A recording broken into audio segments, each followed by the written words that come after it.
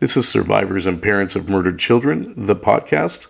This episode contains discussions of murder, violence, and other potentially distressing topics. Listener discretion is strongly advised. Please take care while listening. Is that as short as I can get them? I think so. Okay. These are all different.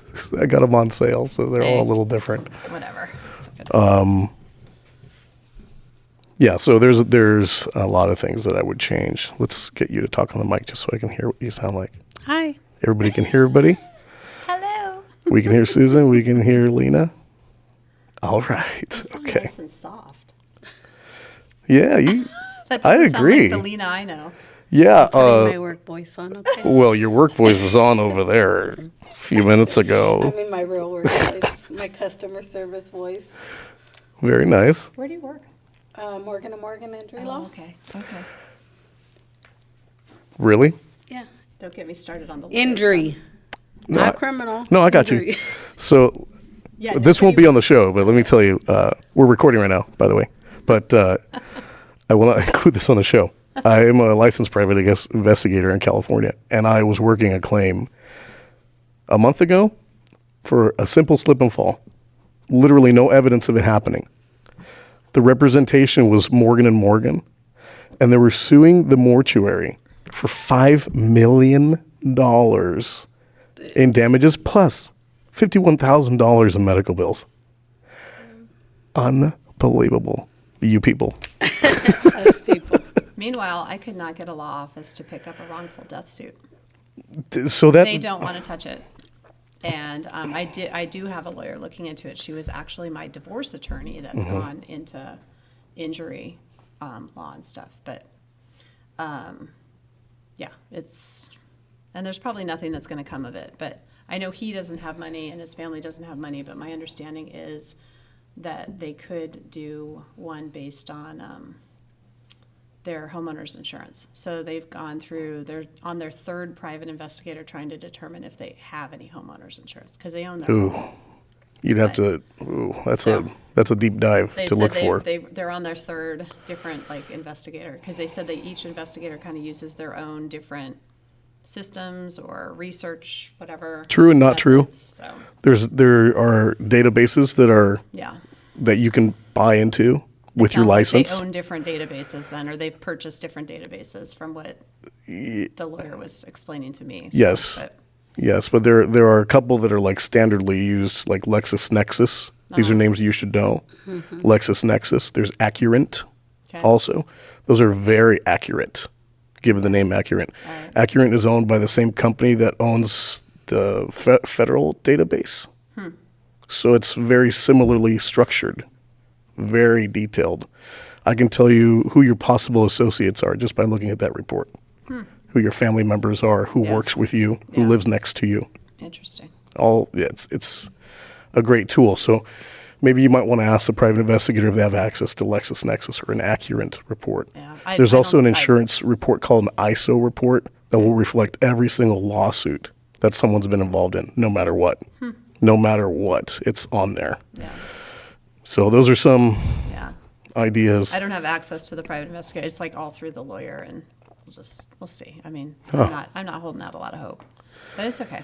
Yeah, that's going to be a deep dive. Yeah. You have to literally know the and there's so many insurance companies that write policies for these things. Well, and they don't. At this point, they should own their home outright. So if that's the case, they don't have to have a policy. Oh. So, yeah. So it's okay. I just want more people. I want more payment. One of the things that I kind of advocate I advocate against the early parole also, but is in my trial with my son, I got to see, because the guy, Miguel Ochoa, started representing himself at first. So the court threw every resource at him. He got a private investigator assigned to him so that private investigator could then cross-examine everybody during discovery. Yeah. My jaw dropped. I was at home and I went, you gotta be kidding me. And the parents and families and survivors, they don't have that same right. There's no fund that pays for a private investigator to do a parallel investigation for you. There's no fund for that. No. But this guy who, he was convicted, the jury deliberated for an hour, Okay. Oh, wow. So, it was very quick. And, that's my soapbox. Is I can't believe that they make parents, they don't allow a fund or something like that. But, hello, everyone, and welcome to Chapter 9 of Survivors and Parents of Murdered Children, the podcast. Chapter 9 is titled The New Chapter, in honor of what two amazing and accomplished survivors are doing and starting in Las Vegas, Nevada. A new chapter of the POMC that seeks to reach those who may not know they need this group. In this chapter, we will talk about what I like to call the game ball we have been given and what Susan and Lena are doing with their given game ball. Excuse me. I'm speaking to Susan King Johnson, mother of Jazlynn, who on May 6, 2024, was murdered by a friend. Susan was an elementary school teacher. Having suffered this terrible loss and pain, she stepped away from being the principal and began to advocate for her daughter and others like her who have suffered the ultimate violent crime. She now works as a school district administrator in the 5th largest school district in the United States. She is also the proud, confident, and capable mother of 2. And from what I can tell, one of the most genuine, authentic people I've met so far. You and I have been talking since September, so there's a little background to that. We didn't just start talking today. We've had a few conversations over the phone at length. We also have Lena Hernandez. She is Jonathan's... Gonzalez. Well, I'm so sorry. Lena Gonzalez. She is Jonathan's sister and member of the POMC for 18 years. Jonathan's murderer remains at large and has not faced accountability for his actions. Lena sat on the Greater Orange County Board of Directors for the POMC chapter in Orange County, California, before she moved to Las Vegas for about 10 years. She now serves as an honorary member of the same chapter, spearheading every candlelight vigil and Christmas potluck that I've attended, and often serving as MC of those events. She's RJ's proud mom, and you should be proud of that boy with that arm I've seen. Okay. I actually put that in there because I was like, okay, this guy's going to be a pitcher. And I know him now. Gotta get his autograph soon. Gotta make mama some money. He'll buy you a house, probably. Together, Susan and Lena have begun the process of opening a new chapter of the POMC headquartered in Las Vegas, Nevada. All right. Thank you so much for the both of you appearing on this podcast. It's courageous, and I'd like to speak to you about a couple things before we move on, okay? So we were talking a little bit. I watched the 2 parole hearings for Caesar, and I'm literally shaking right now. I was shaking there. Because I could every time I watch it. Susan, I can only imagine. Because when he smirks or he laughs or something and that administrator admonishes him, like literally, like right now, I'm just like, man, I'm so glad I wasn't in that room with you, my friend. Or he's so glad he was in a different location on video. Yeah, he was on video. Yeah. He was there with his family. The time that he Sitting behind smirked, his family was behind him. And I remember watching his sister behind his right shoulder, and she started crying during it. Mm-hmm. Good.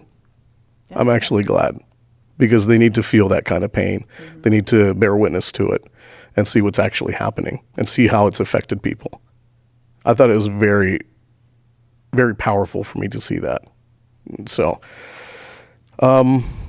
usually as the show goes, I talk about some parole issues that are glaring in the United States here. So in Chicago, Vance Patterson, known as a habitual criminal whose record goes back in 4 decades. He was just released.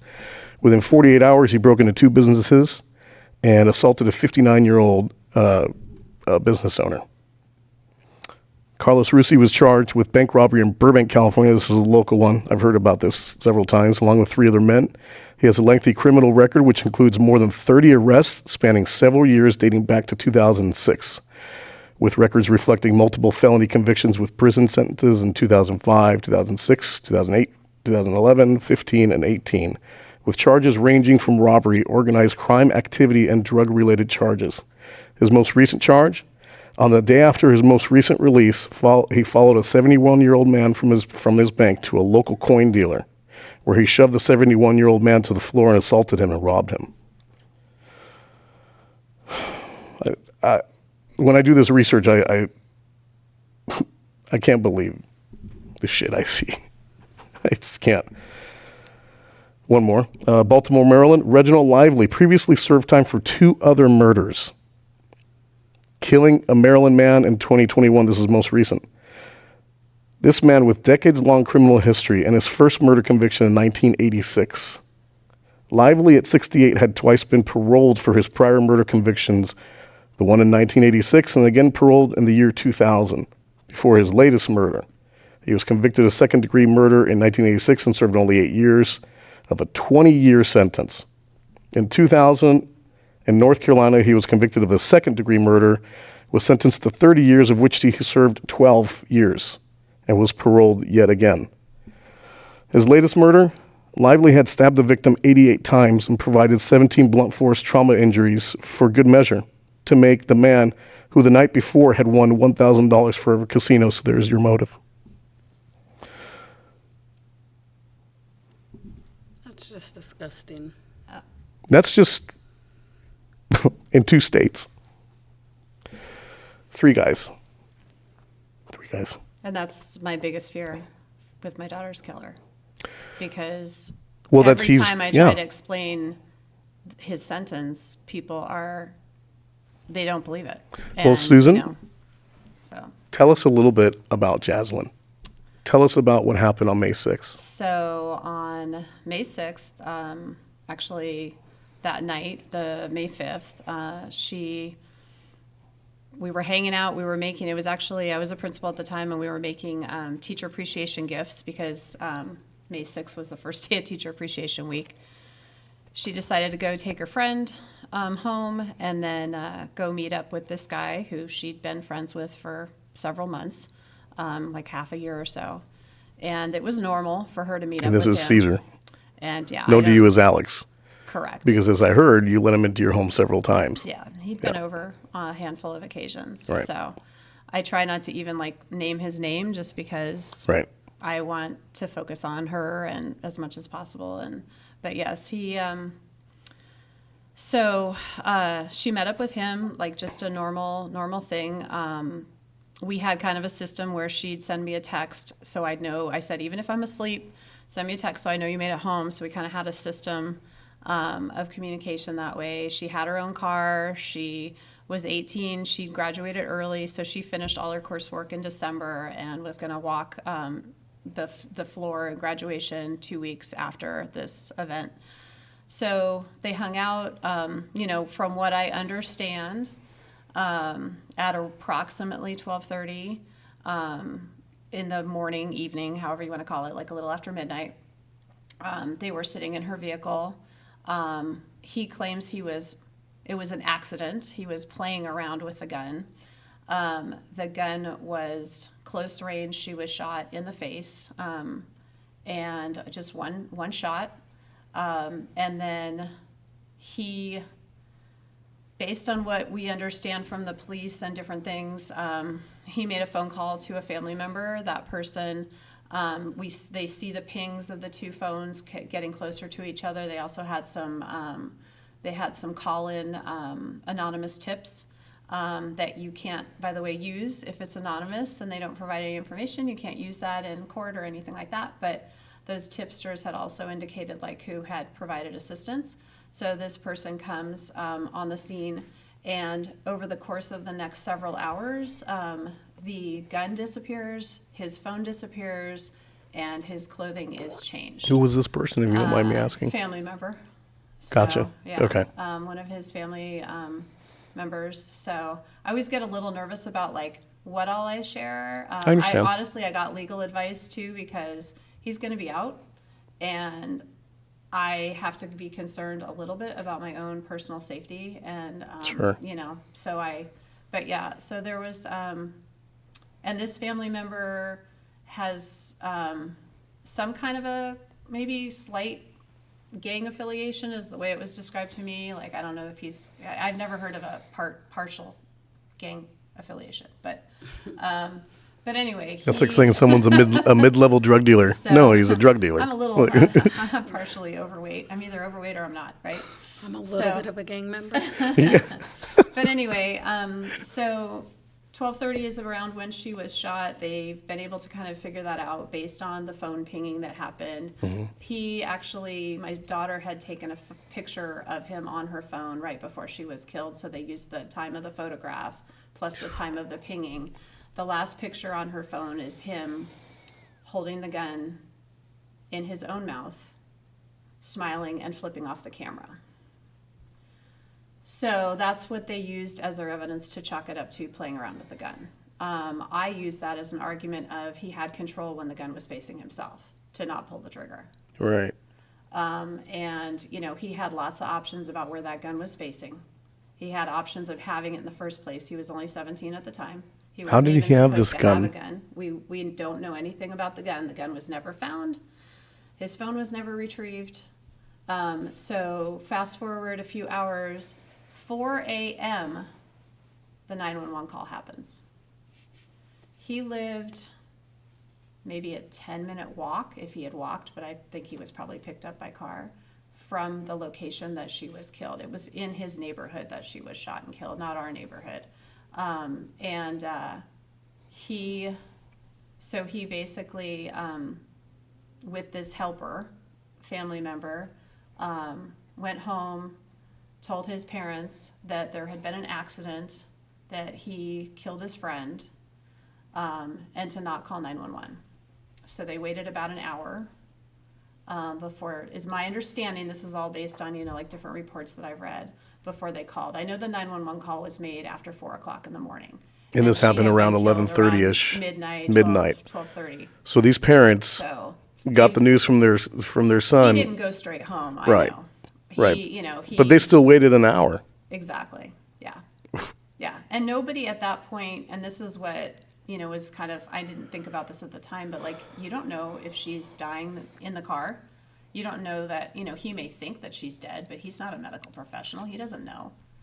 So, that's one of the hardest things, is knowing that she was literally and the descriptions describe her as slumped over, against the driver's door.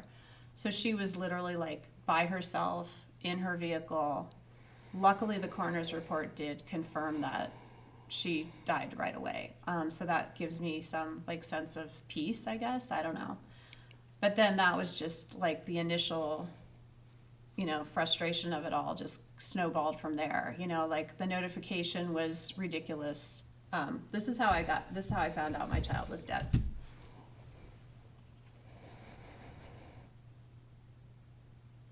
A business card from a medical examiner. I went out to lunch, came home, that was on my door. Please call regarding my Would you mind if name. I said this name? Yeah, no, you can say it.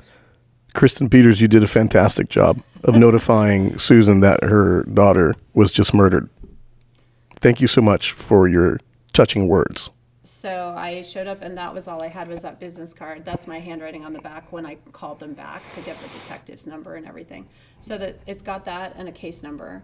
You see coroner's office, because it says coroner's office on it. You see coroner's office in your child's name, they're dead. Unbelievable. That you would think that you could leave this business. Part of what I think happened is technically... Why would you do this, Kristen? She was 18. So in the eyes of the law, she was an adult. She was my baby. She was still in high school. But when you're looking at information and records, her car was housed at my address. So I think they were okay, we're going to go to the address that she lives at. She technically could have been, an adult, actually out there in the world living with a roommate or something. So I feel like that happened a lot along the way, where there wasn't consideration to the fact that I was her mother. Kristen Peters has to know that this is the Grim Reaper card. Yeah. You don't leave this card just randomly with someone's name. Hey, call me, by the way. Are you kidding me? Yeah. And not even the I'm only going to police call you for officers or one anything? thing. No. I'm only going to call you for one thing for this. Yeah. I'm not going to call you because I want to go visit someone in a hospital. No. The minute I saw coroner on my child's name, I knew she was dead. I was guessing car accident because she was gone and her car was gone. But, I'm just grateful that I made a mistake that morning, and I didn't realize when I saw a text from her saying she was home, I was accidentally, what it was a text from the night before, and it didn't connect to me. So she had never made it home. I'm glad I didn't know that, because all those hours I would have just been in panic, about that. So, I mean, that's one thing I'm grateful for. But so this would just begin the gut punches. And that's the thing, like, that's my That's a big big frustration. gut punch. Is like the re-victimization, like every step of the way. That's So the that first step. happened. There it is. Then he was immediately, he did turn himself in, so to speak, like he said he did it, and the police came and picked him up from his house. 5 hours He later. was placed in juvie initially, juvenile hall, in Las Vegas, and then very soon after that, they decided to charge him as an adult. So then he was turned over to the jail system, the adult jail system instead. His initial charges were, in Nevada, they do it's called open murder. So he just had an open murder charge, which means, my understanding of it, I'm from Cali originally too, but my understanding is that it's they can decide which charge, they try a case with the possibility of any of these varied levels of murder, right? So there's first degree murder. In Nevada, it's first degree murder, second degree murder, voluntary manslaughter, involuntary manslaughter. Those are the four main categories that fall within murder. Sounds similar to California. But they do the open murder charge. So then during that court process, then either a judge or a jury can kind of make that determination about where it falls, or plea dealing can happen. Gotcha. Okay. So he had an open murder charge. He had juvenile in possession of a weapon. Okay. And he had concealing or destroying evidence, because of the gun and the phone were never recovered. So my immediate thoughts were this gun is out there. It can still kill somebody else. I was trying to offer assistance to try to find it. They did several searches. They were never able to find anything. So that's what happened initially. And then she was killed in May. The entire court process ended in November. Same year, which is unheard of. That's not, and so there were a lot of, I feel like there was a lot of let's just hurry up and get this done with. And that's one of those things that I think people don't understand. I'm sorry, I'm over here making faces because I can't believe the shit that I'm hearing. I'm so sorry. At that time, and what frustrates me is at that time, I'm a upper middle class person, solid income. I'm an elementary school principal. I have busted my butt. I have gone to education. I am very connected with lots of different people. I even worked with one of the county commissioners for stuff at my school. So that didn't afford me any extra anything. It did not allow me to have, we were talking before this, about, I didn't get any extra representation. I tried to get support from my work, and that was not going well. I was just up against it, and so they sped the process along, in my opinion. She was given a green attorney. Lena was there for some of the court stuff, and it was horrible. Ridiculous. So They violated Marcy's law, wouldn't let her loved ones speak because they were not blood members of her family. Her best friend. Who are right you here. to determine who is a survivor or not? Yeah, she had 4 friends that all considered themselves her best friend. Who was your judge? And it was a female. I don't even remember the name. I don't remember. We should blast her name. We should really blast her name. Because even the administrator at the parole hearing said, I'm not here to question people. Question he was sentencing. question sentencing because it's not their job. it's not their job. But you could tell he was like, "What is this crap?" Fired up, and I'll tell you what he said afterwards. Okay. Because that was very. I could tell he there was. was stuff not on camera. I bet. I bet. So- that guy was. Yeah, I like that guy. It was then the women. I don't know if you watched both of them. I did, Yeah, yeah. the women did a really good job too. Yeah. They're very stern. But the court system was a joke, and that's The where you advocates really were a get joke, what you too. get. I had been given 2 in that short period of time. First of all, I was never notified I was never reached out to by a victim advocate as far as we're the victim advocate for you for this case. And once again, I feel like some of that has to do with the fact that my daughter was technically an adult. I physically marched myself into the courthouse, paid the stupid parking fee to even go in the courthouse, go through security, go up to the 3rd floor in there, and said, what do I need to do? My daughter was murdered. There's a case. Nobody's really telling me anything. The homicide detective's telling me stuff, and he's telling me who her attorney's going to be, the district attorney's office. But no one's telling me anything. And so I just showed up. And the lady was like, well, we wouldn't, how, did you let us know? I'm like, well, how would I know to let who know what? Like how, it's just as Nevada is broken. It's all these systems that and I think about all the people who don't have the strength to go through all of that, right? I'm a very educated person and I can't even figure this stuff out. And there's people who are just trying to keep food on the table. And, luckily I could take time off if I needed to try to figure these things out. But I just went in with my bag packed with snacks, water, tissue. And I was like, I will wait. I'm here. I'm not going anywhere until you let me know what's going on. And I get to talk to the DA and stuff. Well, she's in the courthouse, she's in dealing with cases. I said, that's fine. I'll wait. When's her lunch? I'll be here. And so I literally packed, I stayed there until she came, and I had already looked her up. So she just was sworn in as one of the, deputy district attorneys, whatever they call them. I want to call her an intern, but she's full-fledged. But she had just been sworn in March.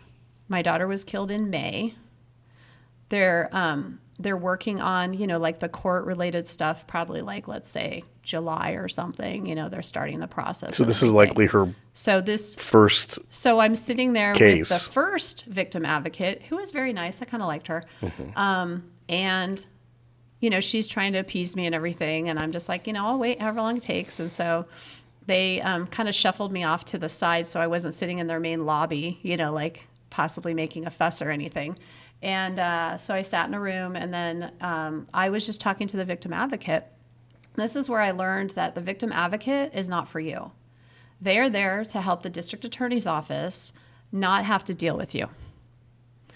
They are the go-between. And so when I was talking to the victim advocate, I was asking her about the attorney. I was like, I see that she's new. I have some concerns about this. This is murder. This is my child.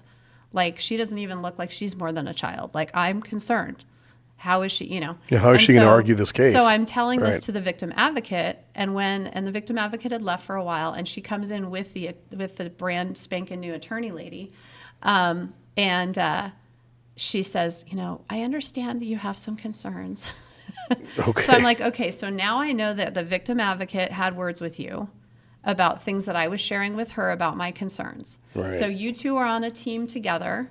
And I'm over here sitting by myself, even though you're supposed to be That's very observant, actually. advocating, right? She's the victim advocate. And so, I ended up talking to her, and You picked up on that social cue, I've worked with people a long time. Yeah.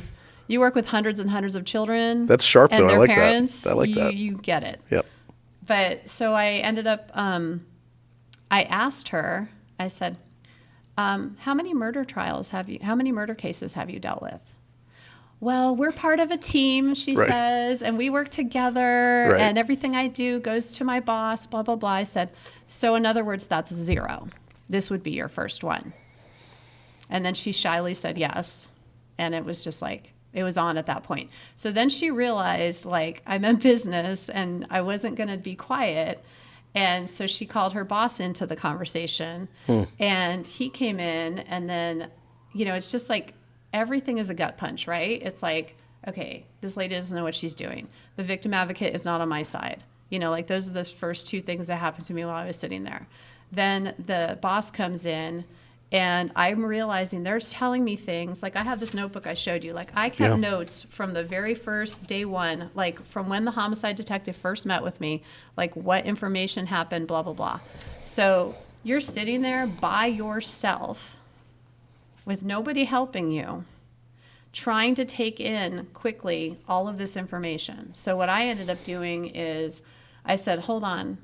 Can we call my sister? Can we call somebody so that someone else can hear this information? Because I don't know that I can fully take it in on my own. And she works in the same kind of program in California, doesn't she? She works in California, and she with actually recovery works on the offender side of things. Right. Yeah. Right. So, but it was not as much about her background and her knowledge, even though that was very helpful, as it was, I need somebody on my side, and she's kind of all I have. Jazlynns' father is my ex-husband, and there's a lot of issues with that, and a lot of, he blames me in some respects for her death, because she was out at night. Her brother's dealing with his own grief. And so it was like, Folks, the whole adage is of you're at the wrong place at the wrong time. That's one of the stupidest things you could say about this. It's bullshit. It's bullshit. yeah, So for him to say that, he's hurting. I won't blast him on this show, but yeah. shame on you, sir. What I will say, what I learned from this is that one death shatters your entire family. It can. 100%. It shattered will my affect entire every angle, family. aspect I of do your not family have life, your finances, your relationships. I went through your a divorce. job. I am Everything. not a principal because of this. Everything. And Yeah. I softly talk around that. Mm-hmm. But the reality is, and this is one of the craziest things, is that the first week of school in August, so she was killed in May, did the service in June, court proceeding stuff started happening maybe July, August-ish. First week of school is in August. End of that first week, my boss and her boss show up to my school, pull me into my conference room, my own conference room at my school, and say, your personal life is spilling into your professional life. And they said, you can no longer speak of your loss at work, and if you do, you will get written up. So I cried a lot. I was like, I don't have the willpower to fight the judicial system over the murder of my child and my boss. And so I started immediately looking for another job within my district. I had an amazing reputation. I was very loved by a lot of people, and I was not about to let these two people bring me down and ruin the 18 plus years I already had in the district at that time and over 20 years in education. So I'm grateful now because I am in a workplace where I am very appreciated and who knew my daughter a long time ago when I'd worked there before. And so like they are so amazingly supportive. But a lot of people lose their jobs through this for a wide range of reasons. They can't go into work anymore because they're so sick from it all. I had enough time saved up that I could I was working like half days almost the whole summer because I couldn't not work because as the principal, you have to hire all your staff over the summer. Like you can't just sit back and have, fun at the pool. You're like working. But yeah. So anyway, but like backtrack to the courts because I want to talk about because the justice system is not. It's 100%. the judicial system. Yeah, this is what we're here for. So so the green lawyer and all that stuff was really horrible. We end up having my sister on the call, which was helpful. But this is when they start talking about how, there's going to be a plea deal.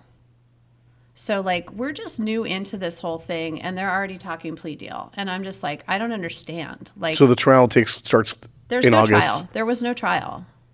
There was just a court case. And then a plea. And hearings. Right. There was a court case. There's a couple of preliminary hearings. I remember going to that first one, staring at him. I was like, I just was trying to make sure he felt that I was there. I did the same just sat thing. there and I just looked at him and I'm like, I'm gonna get in trouble. And I'm a rule follower. I mean, I didn't get where I was without following rules. And I'm just like, oh my God, somebody's gonna tell me I can't do this. And I'm like, I'm gonna look at that guy as much as I possibly can so that he feels my presence like my own daughter were here, like My first day of my son's trial.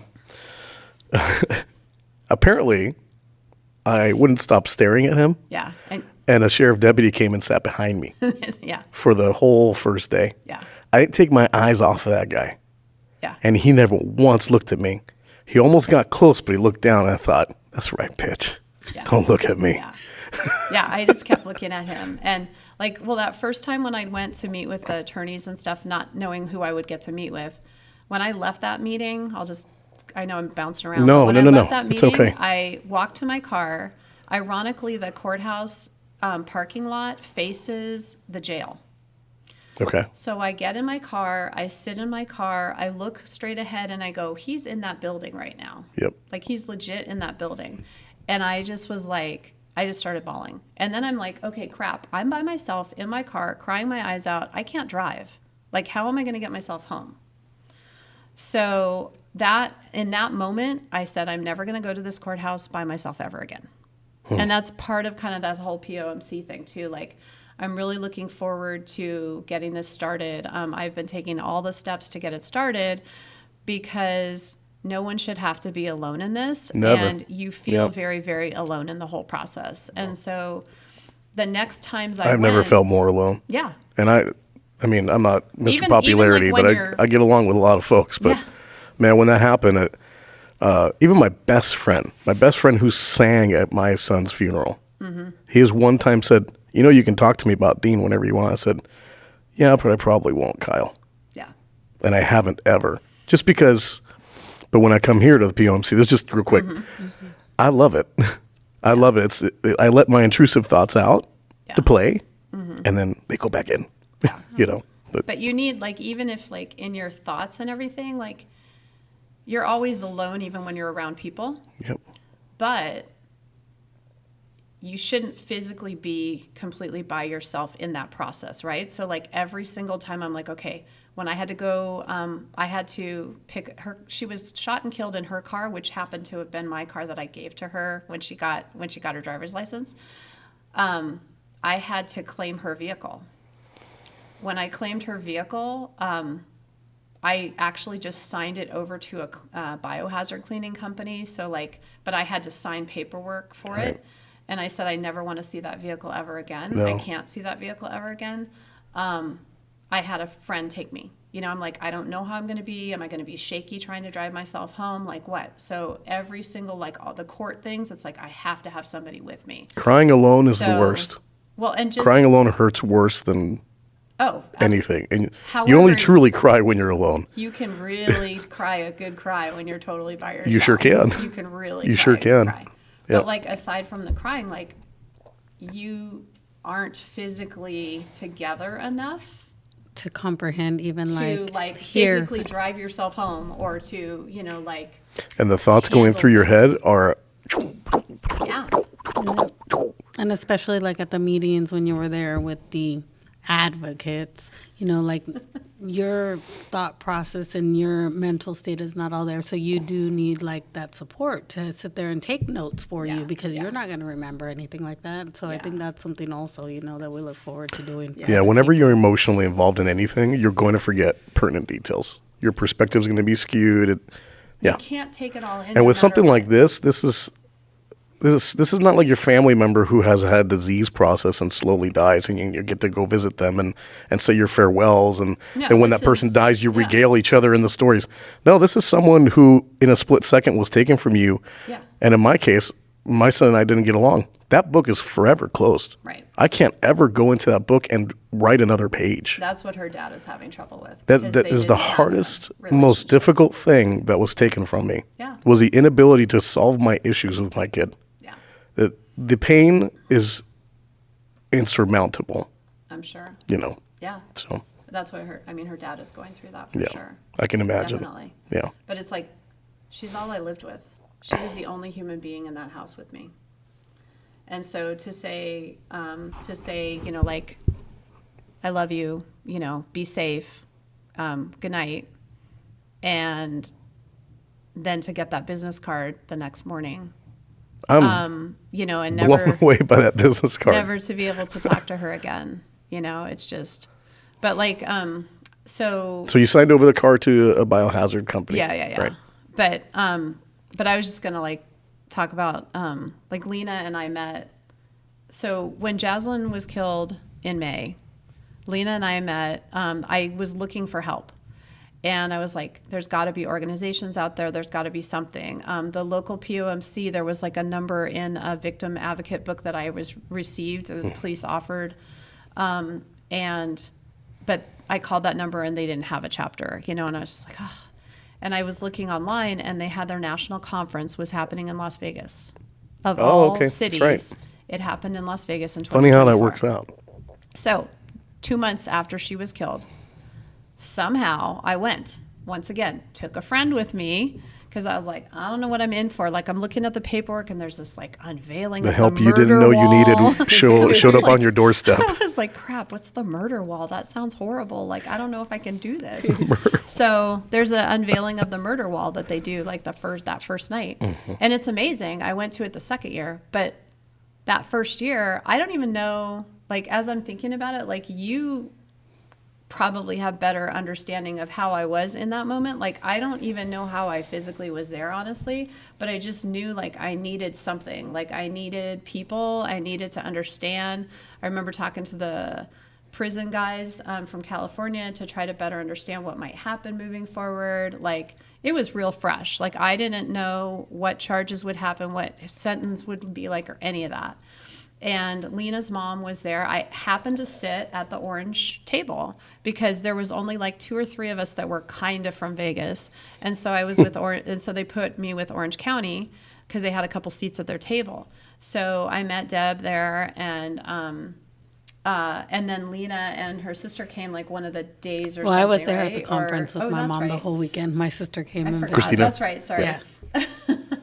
So we all sat at the same table, and I mean, I was like, hi, and she was telling us about her daughter and how fresh it was. And my mom explained how, like, she went to the potluck that we're actually having tonight, Right. like less than a month after my brother got murdered, Yeah. So, I mean, like you said, you got led there for a reason. So now you have this extended family that's always there, and you're never going to be alone again.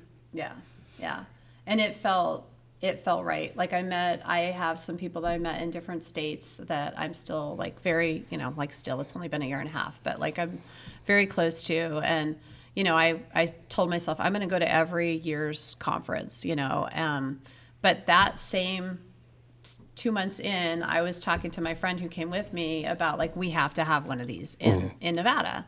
And she looked at me and she's like, I know you're going to get one. You need to slow down. You need to take time. I said, I will commit to not doing anything for a year.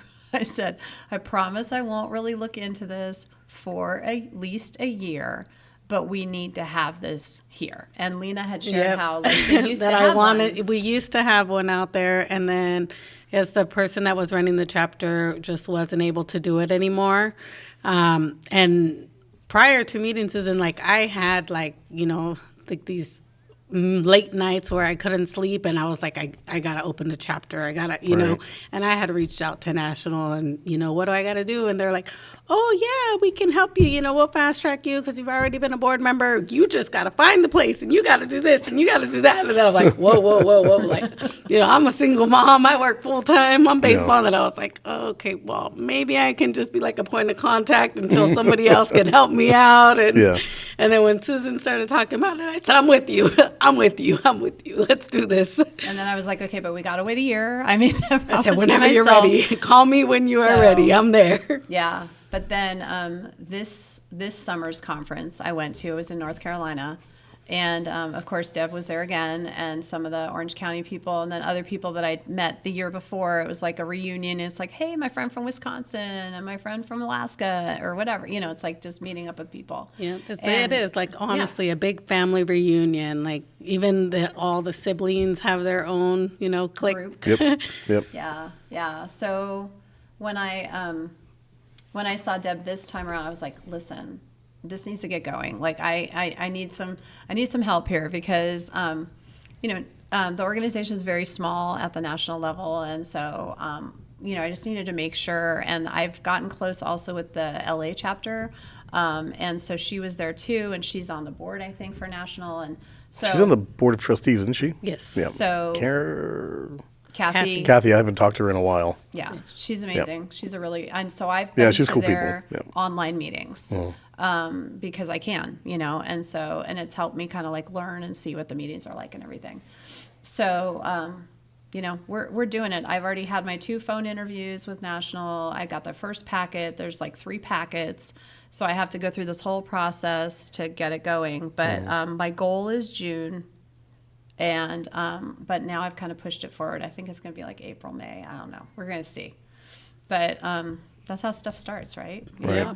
So, but yeah, I mean, I'll do the little POMC, but I want to tell you about the murder stuff because it's just unbelievable. But No, I want to hear about with the, him and how soon he's going to be getting out. because that's the part Because this that's is just actually one of unbelievable. the shortest ones I've ever heard of. Appalling. Yeah. This Ridiculous.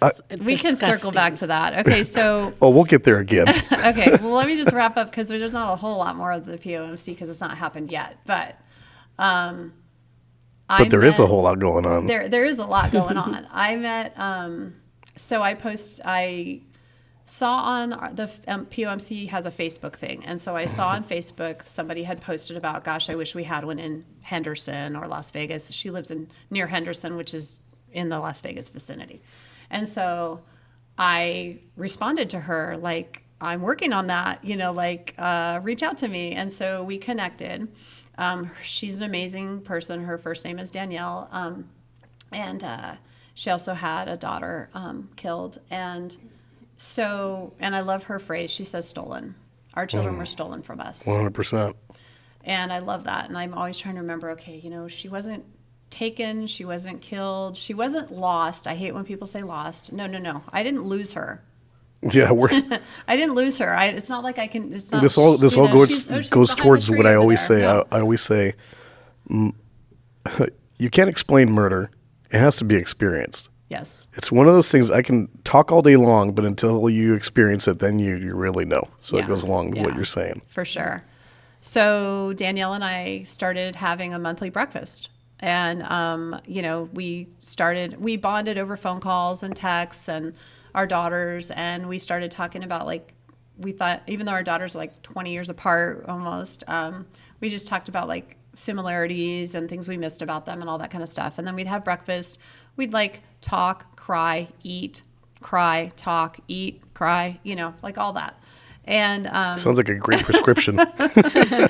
and just pick different places. And so we had 2-3 breakfasts together, and then out of the blue, a man reaches out to me. He had been referred to me by a really close friend of mine. His son had been mistaken identity, shot to death. Oh man. And so he joined our little breakfast group. And so we had a couple breakfasts, the three of us.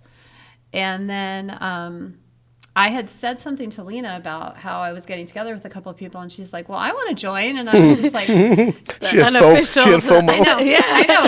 The unofficial POMC And then I was like, breakfast. well, crap, we don't have a chapter yet. I don't want to get in trouble, me and rule follower. But it's I don't want to get in trouble before I even start anything. You damn law abiders. And so then I was like, crap, I better at least ask these two people. So you don't know this part, but I was like, well, there's other people and after Lena, I had met just because I go to a lot of schools and I help and support in a lot of different ways. So I share my story as I can, even though I was told I better stop talking about it or I get written up. I'm still, that's the second time you blew me away, man. I can blow you away a few more times for sure. But, Okay, here we go. But anyway, through my travels, so I had been communicating with an AP, and she's like, oh, I want you to meet one of our staff members. Her child's murder is unsolved. It's a different state, just like my closest friend now, Danielle, it's a different state. Mm-hmm. But so I start talking to this lady that works at the school, and so I get her information. And then, it's just word of mouth. This person says, I haven't done anything official. There's no flyers that have gone out. I haven't gone to the funeral homes. None of that stuff yet. That's coming soon. There's a need for this, Susan. there is. There's a need for this. And I'm not trying to toot my own horn for the show, but our first episode has over 200 views. Yeah.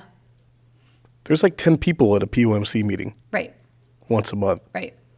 It's getting somewhere. Oh, it's getting to absolutely. someone. Yeah. You see what I mean? There is a need for No, this. for sure. 100%. And especially in Las Vegas. I mean, when we were there, I went with Susan a couple times to court, and then just in the hallways, you just see survivors there, and nobody there with them, and their advocates are They just don't not know they all need it yet. advocates, because let me tell you, the ones that I've met and the ones here in Orange County are great. But My the advocate was great experience too that at I Riverside seen too. With Susan and her advocate, they were shit. Well, They and were that person, ass. They sucked. The I person said, that and the- they need Yeah. somebody out there in their corner who's going to help them and support them, and that's going to be us. That was different for me too. My district attorney, last name was Barrett. I mean, he was very interactive. Yeah. He called me a couple times. He asked me what I thought about the death penalty and what I thought about LWOP. I mean, and in court, he would come and talk to me, you know, and the advocate would, it was, man, I'm just blown away by wrote your a experience. I'm so letter. sorry about, I wrote a not my letter experience to- at all. That's what I you said. know. It shouldn't Yeah. be like that Yeah. in Las Vegas. My Not at goodness. all. No. Our district attorney, because I felt like the case was going too fast and they were just hurrying up and rushing it through. Yeah. And I really feel like they were concerned about potential headlines down the road and stuff. Like they didn't want to, you know, they wanted to quiet it down and get rid of it as quick as they God, could. Susan, even Judge So- Freer, who heard my son's case, when it came time for the impact statement, he let me talk directly to Miguel Ochoa. Her best friend is here right now. Yeah. And she was denied the ability to speak and give her victim impact And we statement. even tried to fight it too. And we even said, you know, that's against Marcy's law. So I wrote a complaint directly to the district attorney himself, the one that gets voted in, because you know they all call themselves district attorneys, but there's a district attorney. I don't And then know what there's those other counsel fledglings are underneath. called, but you know all the rest of the lawyers below them. Yep. So I was so enraged at how quickly everything was moving. And I know how to write a good letter. I know how to make a good argument. I'm like, I didn't go to law school, but I went to enough other schools. So I'm like, I'm going to write, you know? So I wrote this, you know, well drafted, and I emailed it directly to his email address. I emailed it to this person that was supervising the green lawyer girl. The greenhorn. And I heard nothing back from the district attorney of Okay. Clark County, I guess it is really. And so, you know, that just told me, you know, like that I did get a phone call from the boss over the green lady. The green lady. But The green goblin. But it was like, and I was basically saying, like, you're rushing this. You know, like, you are rushing this along, and I don't think I don't think the investigation is complete enough. I don't think that you have enough information. How could they have done a murder investigation Because he said, I did it, it was an accident. So then he said, and then he lawyered up. And she was clearly shot. And there was evidence from, you know, like his parents indicated that they saw this car pick their son up that night. So like they could place him in the car just simply by the fact that his parents said that he went into this vehicle. So that was enough as far as they were concerned. Yeah, why didn't they plea and be like, okay, well, part of your plea, tell us where the weapon is? Like, And that's what we asked for too. He claims that he doesn't know, and I bet you he doesn't know. I don't because think he the does person because that the came other close to friend, him the family took care of member it for took him. care of why it. didn't they charge him as an accomplice after Because the they fact? don't Quite have frankly, enough that's- evidence to Yeah, prove that's- that he Because they- actually took it. and That's the they're- kind of thing a father does. So I would look at the daddy real that's quick. that's not who Really? the family member was. No. Wow. Yeah. So you know. Yeah. Yeah. Gotcha. Yeah. It was not the parents. The parents don't appear to have any direct involvement at all. Even Okay. with because we are an open carry state. Right. And so there was a lot of like, oh, was it the parents' gun? No. They didn't have any gun registered to them. It does not appear that it came from the parents. I believe that it was probably supplied to him by a friend. You know, maybe Susan, that my family son was killed member. with a ghost gun. Yeah. You can print a gun at home. Exactly. You know, unfortunately. Yeah. And then to get rid of a ghost gun is very easy. Yeah. There's no serial number for one. And for two, you can just part it out, take it apart, Right. and put different parts in different places. Yeah. Yep. A lot of deep holes in Las I Vegas. mean, I'm hopeful that gun is taken apart and never to be used again against I would somebody else, hope that someone you at know? least had the frame of mind to dispose of it in that way and completely dismantle it, destroy it. So he could, I do believe that he's being truthful when he says, I don't know where it is. And I also believe that because it is a family member, that he's not going to rat that family member out and say, you know, so-and-so. Never you ever. know, Of course I- not, especially not with the sentence that he No, got. Why would he? never ever. So speaking of the yeah, sentence, let's yeah. jump to the sentence because that's the worst part of the whole story. That you talked about gut punch. That's like a Folks, that's the worst part of the whole story, and what we've heard is already bad enough. triple Okay. gut punch. So here we go. Here we go for the third punch in the gut. So when they explained about the plea deal to me, they said, and this was not far into the whole, well, none of it was far. What's made in November? That's not even like half a year. They said, we're going to offer him involuntary manslaughter. And I said, well, wait a second. There's first degree, second degree, voluntary, involuntary, because involuntary means accidental. And my whole argument has been, okay, 2 8-year-olds playing around with a gun, one accidentally shoots the other one, and the That other is one an dies. accident. Total accident. The other one An I adult like to male who give brings a is gun you- into someone else's car Yeah. has already thought about what might happen. Correct. Come on now. You punch somebody because you're upset with them, they fall back, hit their head on the concrete, end up dying from that. That could be accidental. You didn't really think that punch was right. going to cause a person's death. Yeah, but how could you not think that a have gun that's what a gun is made for? That's loaded, that you've already had enough control over to not kill yourself once I found out about that picture, right? That you don't have facing the floor or facing away from her in any sense of the imagination. It's at her face and it goes off. And then afterwards, you yourself or someone helps you hide your phone, the gun. By the time you finally tell your parents, you also say, please don't tell anybody. And then your parents wait some time, is my understanding. You know, like I don't have, like that's my understanding of what happened. So all of those things happen, right? So they're telling me, which is why I was crying in my car looking at the jail. Because I'm being told that it's more than likely going to be a plea deal. There's not going to be a trial. There's not going to be a jury. There's not going to be a judge. We're just going to get this done in a plea deal. And that's not the words they use, right? You know, they try to justify, which I talked to another parent who had a murder happen. It was a parent, the other parent, the mom murdered the child. But he was telling me some of the stuff that he was being told, and I was like, oh my God, deja vu. I said, they all go to the same class to learn how to make things sound as nice as they can and justify, because what they told me is there was evidence on my child's phone that indicated that they were playing around. And so therefore... Did they tell you what that evidence was? They said that there was... Other than that picture? Well, and they didn't go into detail because they still had the evidence. I never saw the picture until the day of sentencing when they were going to share it with the judge.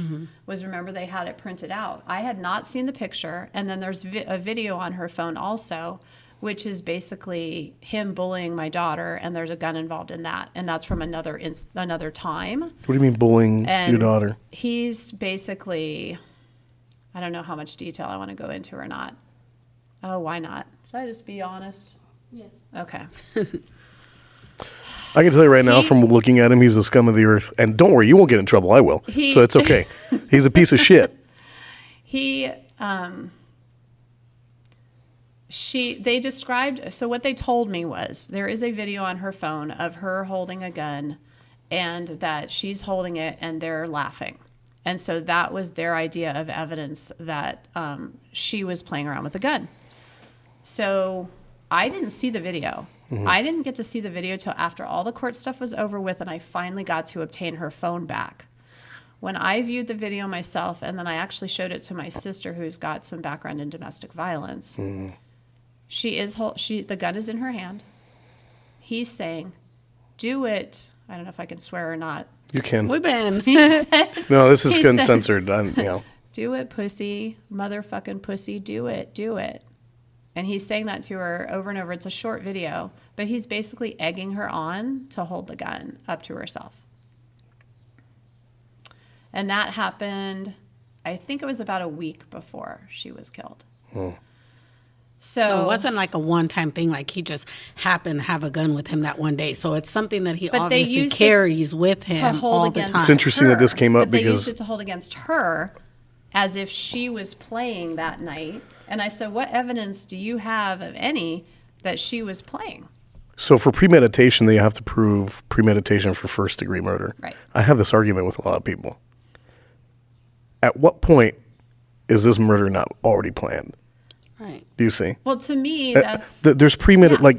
What's premeditation, folks? Do you have to think about it for a week before? You have to think about it for really an accident, then why didn't you pick up the phone and call immediately so, when it happened? So accountability dictates that this happens. The second something like that happens, you stay in the car, you call 911, and when the cops get there, say, "I did this It was an by accident." accident. Right. I'm so sorry. I tried to help." That's accountability to me. He's not accountable. No. He did 100% of the opposite. no. He had the frame of mind to go, "Oh shit, I better throw away my phone and give my gun to someone else and wait several hours, blah, blah, so I can think of Right. some bullshit story." Yeah. That's not accountability. That's And not, then say it was an No. accident. no. Right. No. No. There was multiple times of that, like clear. It was lack of premeditated. How could he? accountability. That's But- what's premeditation? Is it 1 minute? Do you have to think about it for 1 minute before? Is it 10 seconds before? What is it? What's the threshold? You know? But the thing is, they used that video as a pawn, as a tool against my daughter to justify to me. And I hadn't seen the video, so I didn't know what the video, they described it as holding the gun and laughing, that she's holding this gun and laughing. No, she's holding this gun, looking terrified and letting out a very emotional, like, because she is She's fearful. uncomfortable. And so, they looked at it and made their interpretation, and they interpreted it to me the way they wanted to. And they basically said, and I'm sure defense attorneys are amazing, that his defense attorney would use that against her and victimize her potentially more, right? Which is very common in the court system. And so I said, but I don't understand. You went from first degree murder potentially all the way down to the bottom level that you can to involuntary manslaughter. I don't understand why you wouldn't try to plea deal for voluntary manslaughter. Why did you, when you negotiate with somebody, you don't go all the way to the bottom right off the bat. Like, why aren't you offering up voluntary And manslaughter? when you're talking about negotiating with the biggest piece of shit on the planet. Well, and Okay, we're not talking about- with his lawyer. They just know. want their clearance rate. That's why, Yeah. because they don't care about actual justice, especially in Nevada. And I think they said that a couple conferences ago. Oh, we have a 98% clearance rate in Yeah, that was for, homicide. Henderson. Yeah, city of Henderson. Okay, and then when I went to court with Susan, I'm like, well, shit, no wonder why. Yeah. Because, Yeah. and then why do you have these repeat offenders? Because they're getting out. Right. Right. So, so they used that evidence, in my opinion, to hurry it along and to justify downgrade the and to charges. justify the charge. And remember, this whole time, I never got to see that video until after everything was over with, because it was on her phone. It wasn't shared with me. The picture wasn't shared with me at that time. It wasn't, and I was mad at them too, because I'm like, you said you were going to tell me this stuff, and now you're like telling me later. When I tell you I want to know everything, I want to know everything. And the boss guy said, yeah, I've started to realize that about, it's like, no, just give it to me, tell me the information. So I said, why didn't you go for voluntary at least? When you negotiate, you're supposed to be on the side of the victim. You're not supposed to be like, oh, sure, involuntary.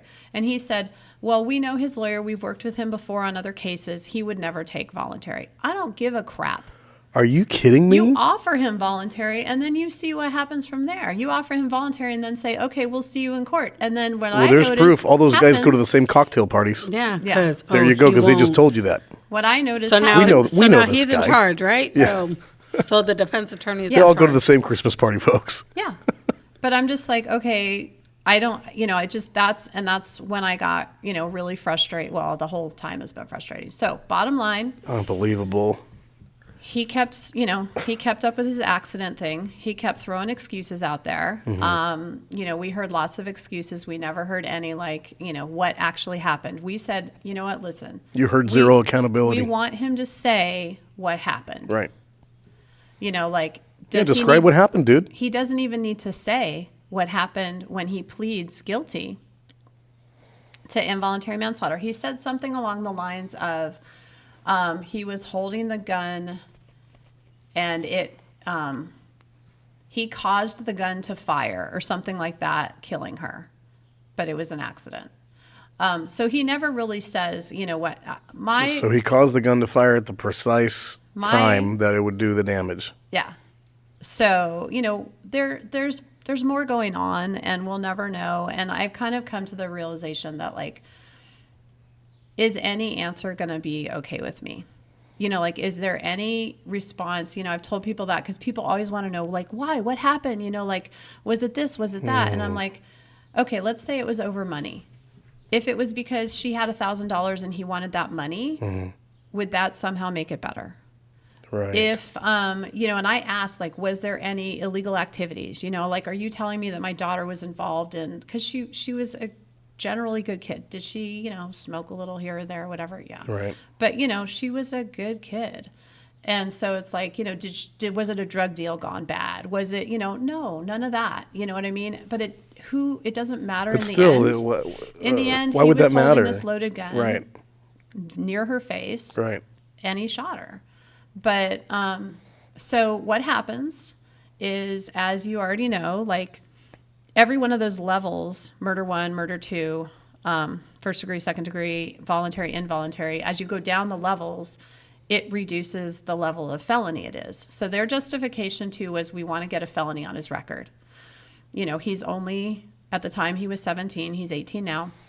He's being charged as an adult. We want him to have an adult felony. And they even said this to me in one of the early meetings.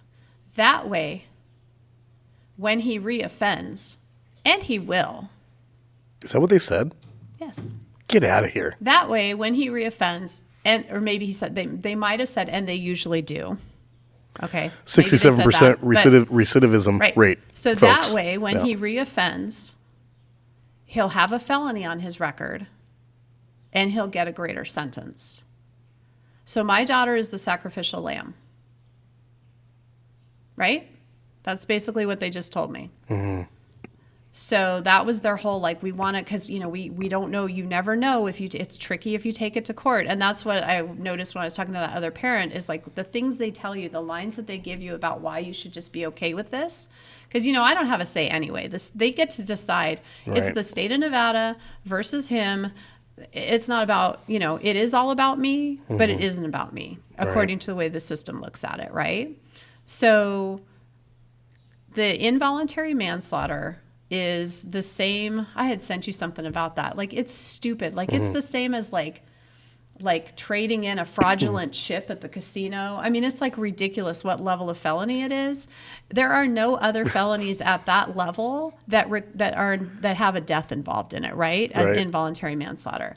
So the sentence maximum for involuntary manslaughter is 48 months. In other words, 4 years is the maximum sentence for involuntary manslaughter. The minimum sentence typically is 14 months. Let me close my jaw. Yeah. So unbelievable. This is bullshit. So I can't we believe were this. told that they were going to ask for 19 to 48 months. So they went 5 months over the minimum. They were going to ask for the 19 to 48 months. The judge gave him 14 to 48 months. So she went down. And I feel like judges do this because they need to show a little, like, on both sides, because they're trying to play both sides, because they get voted in to office, right? So, like, the judge has to kind of look like they're, you know, placating to both sides in a way. So maybe she has political aspirations and she wants to run for an office in the future. Well, I mean, judges are offices, really, if you think about it. They get voted in. They get voted in. They can also be assigned in. You know. But 48 months for murder is crazy. So it's because it's involuntary manslaughter. Okay. So his sentence... 14 months. His sentence was 14 to 48 months. Now, wait, it gets better. So... What is this, a timeshare? Yeah, just wait, folks, it gets better. Yeah. Well, and then there was a sentencing problem. So the green girl, we got to go back to her again. She messed up and did not request, there's a report that has to go before the court. Oh, the Greenhorn DA representative messed up. I'm shocked. She wasn't fully trained probably because she'd never dealt with one of these. So I'm not really going to blame her. I'm going to blame her boss and her. She did not request. There's a report that has to be provided to the judge before sentencing. And it's done by another party where they question, like they talk to me, they talk to him.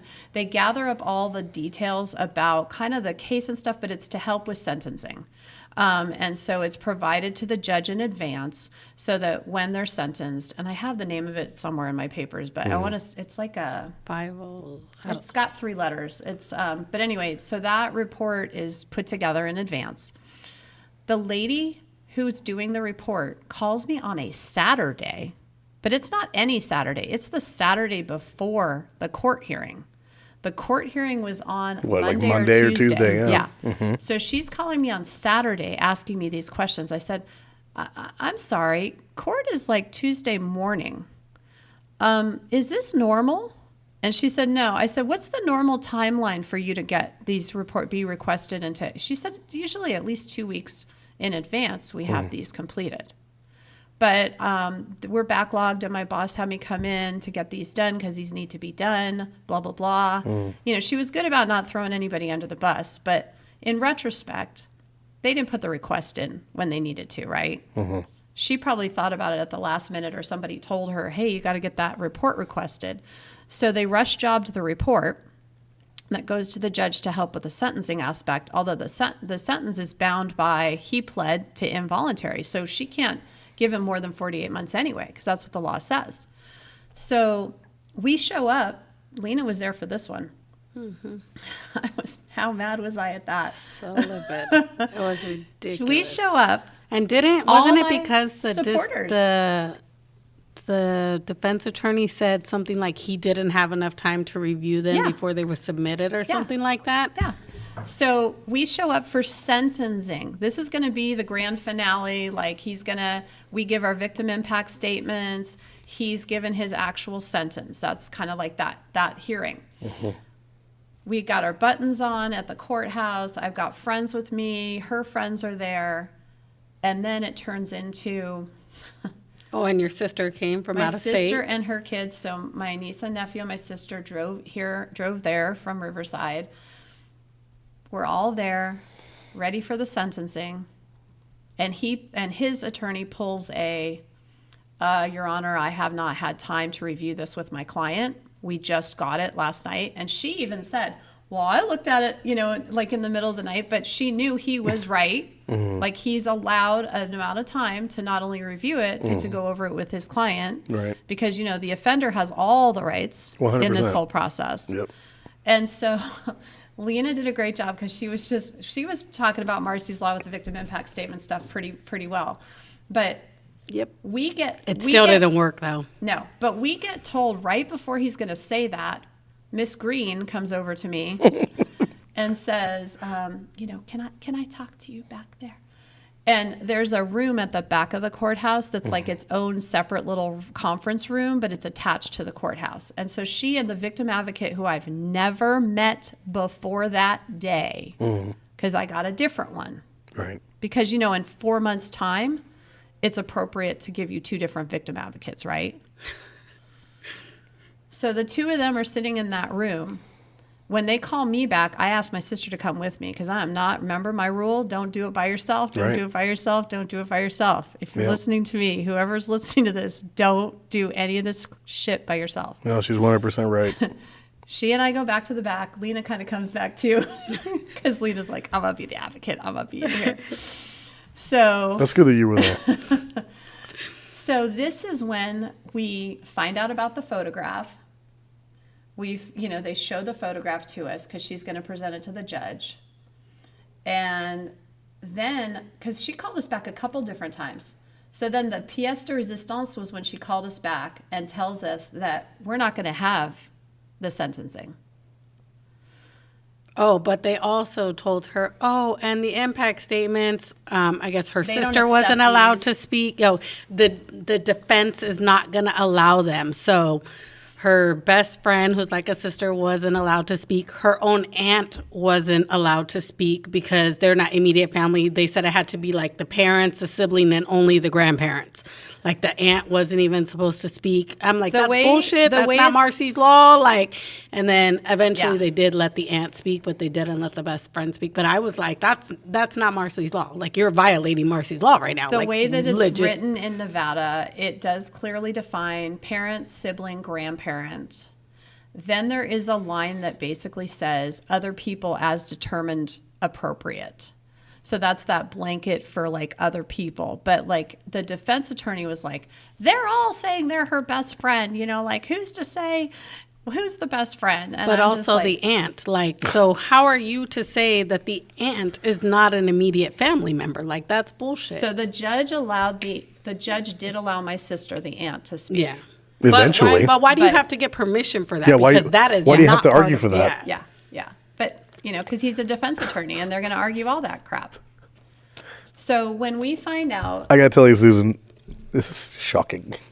well, and like- this is the thing too, like that you have to keep in mind. She was just killed in May and we're talking about this happened in October.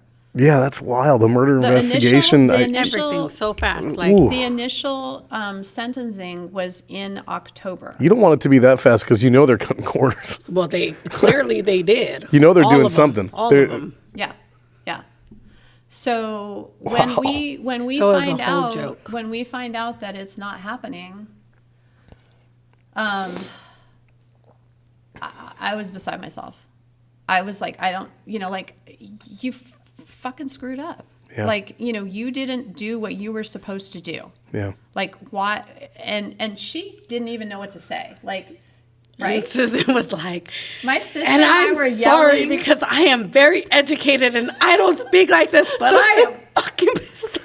Like, I was yelling back. My sister and I are both, and they're sitting in the courtroom, and they can hear yelling going on. They don't know what exactly is going on, I guess. But, like, I was so upset about, like, how can you have effed up so badly that we don't get our sentencing? Like, even though I'm not happy about the sentencing at all, like, you write your victim impact statement. I don't know if everybody does this, but I can't help myself. I practiced it. Susan, read I wrote mine several times Yeah. over and over 3 years. My process took about 3 years from Yeah, no, I arrest only time had to 3 months to get my act together. yeah. But you do So- Not rewrite. even You do rewrite it, processed and you add anything stuff yet. to it, and Yeah. And you practice it, and you think about what you want to say, and you rethink about it, and and you Yep. have to submit it, Yep. and then so like there's this whole like I did all the stuff. I did my homework. Yeah. You messed up. You didn't do your homework. You didn't follow the timeline that you were supposed to follow, and because you messed up, that's now my fault. right. So, so we're told that this is what's going to happen and we don't have a choice. Meanwhile, everybody else there that's sitting in the court, they don't know what's going on, Right.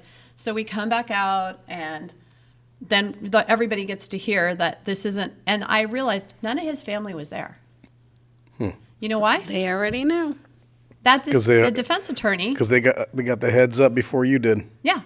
So that was another thing I chewed them out on the phone over later. I'm like, you guys knew this wasn't going to happen because you knew he would pull that. If you know him so well, he's not going to take voluntary manslaughter, for instance. You know how this works. You screwed up and didn't do the timeline right. You should have given me a heads up. I said, I had people there who took time off of work that can't do that again. Like, if you knew that this probably wasn't going to happen, you owed it to tell me that instead of keeping that information from me. And that's And what- then but I should have had the they told the choice. defendant Yeah. with plenty of time because he had plenty of time to tell his family. Correct. Make one of his phone That's calls because for the his day. defense attorney told them and Right, said, right. hey, guess Don't what? come. You don't need to I'm come. going to call this card and it's not going to happen because legally they can't make it happen. Right. Now that non-green attorney supervisor would know the exact same thing. He would have known that it was not going to go through. Yeah, hey, this is coming. Yeah. He would have known, But anyway, so the judge, and we're like, my sister drove here from out of town, took off time herself, took kids out of school. We're here. Like it's a school day, it's a work day, it's a everything day. So It wasn't a sentencing day. the judge it wasn't a sentencing day. You're right. The What you're judge seeing was is the nice. ripple effect of the murder, though, because it's still affecting you guys. Yeah. It just keeps on. It's like a pool. Like You splash something in a pool and the ripples just keep going. You just go right over you. Yep. Just right over you over and over again. So the judge was nice in the end in the sense of like, my sister was like, I can't just come any old day. You know, like they had to reschedule the sentencing. So the sentencing got scheduled for the following month, November. And the judge didn't hear anything on Mondays. But that's the time my sister could come because of, you know, then you could drive on a Sunday, you can be there on the Monday, and then you can get back home, you know, reasonably. And so she made an exception, and she didn't have any other hearings that day. She only did us because she's there physically being a judge in her office or whatever. But she did an exception for us, and she recognized that they messed up.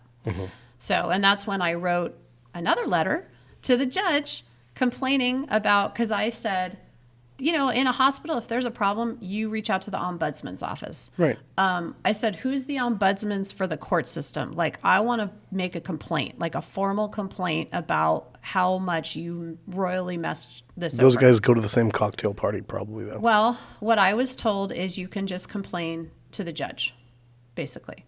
So I wrote a letter to the judge, and when we had the real sentencing that next month, I had it ready to go.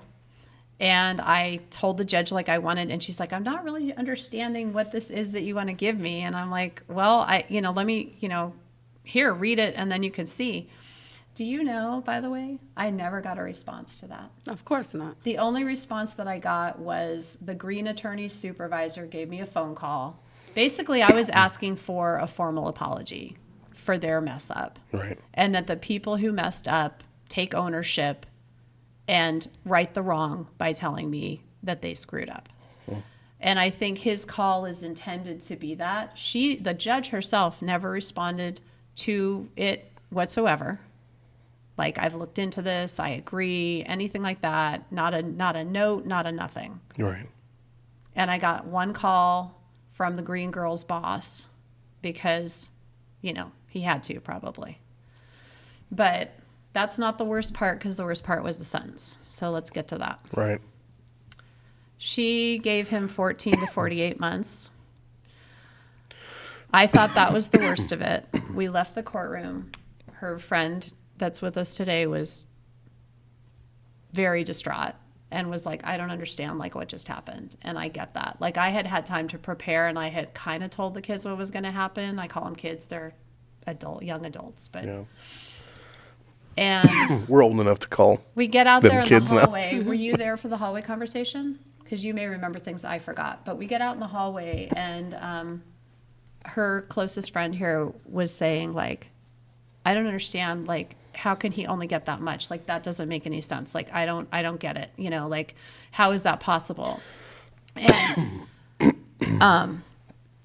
And so it's explained to us. Miss Green has a fellow attorney there with her to help because she's in over her head with me, Right. for sure, and probably Lena and my sister. And she's like, crap, I got too many strong women here. But we are told, I think you were there. Yeah. We're told, and I'm paraphrasing, so this may not be the words that were given, but this is how I heard it. You're lucky that he got this sentence at all, because there was another shooting that had happened in Vegas of a teenager shooting a teenager, and that teen, the shooter, immediately called 911, like Lena was talking about, immediately called 911, and said that it was an accident, and because they took those steps, they didn't get charged at all. But for the fact that he did these extra things by hiding this and hiding that and not telling his parents right away and not making that call and everything, that showed a level of guilt that they allowed them to proceed with even charging him at all. So you're lucky he even got that 14 months. Yeah. So we were basically told that we were fortunate that he got charged with anything. And and he got time served too, no? So yeah, and so all the other charges, and I said, but like, what about the destroying evidence? What about, like you can't be charged as a minor in possession when you get charged as an adult. Like I get that. That makes sense to me. But he still had that other charge. And I've learned that a lot of places there's like gun enhancement too. Right. Mm-hmm. I think, if I'm not mistaken, and I'm not a lawyer, so don't, but involuntary manslaughter in the state of Nevada, if I understood correctly, does not allow for a gun enhancement. Like there is no enhancement on that But a gun type was of a used. charge. Correct. But it was accidental. So Sure. It doesn't matter that it was a gun. Yeah, I don't buy it was an accident. But me either. But but so those enhancements, like there are no add-ons. And what they had explained to me too is like even if he got if he got additional for the destroying of evidence, it's a misdemeanor. So it wouldn't add any time onto anything anyway. But like a gun enhancement, most places like that adds some years on. But that wasn't even on the table. I don't think it's allowed on the table for our situation. But I didn't, like I said, everything happened so fast. I didn't even have a chance, even if I'd wanted to like pay an attorney to help guide me or give me some, I was still spinning. She didn't even have like the option to anything. Like, hold on, let me catch my breath. Let me process. Like dies in May, buried in June, basically, service in June. Yeah. It's like, the process then starts, then get screwed over at my job in August, and then initial sentencing in October that they screwed up, and then the real sentencing in November. There was no time in there to research more, and I'm a researcher. You saw my notebook? I saw. I have notes here. You saw my statistics. We'll talk about those in a second, absolutely. But so anyway, but then that's not the worst part either, I feel like. Because what happens is... This whole thing is a shit show. What happens is once you go from the jail to the prison system, this is going to make me cry. Okay.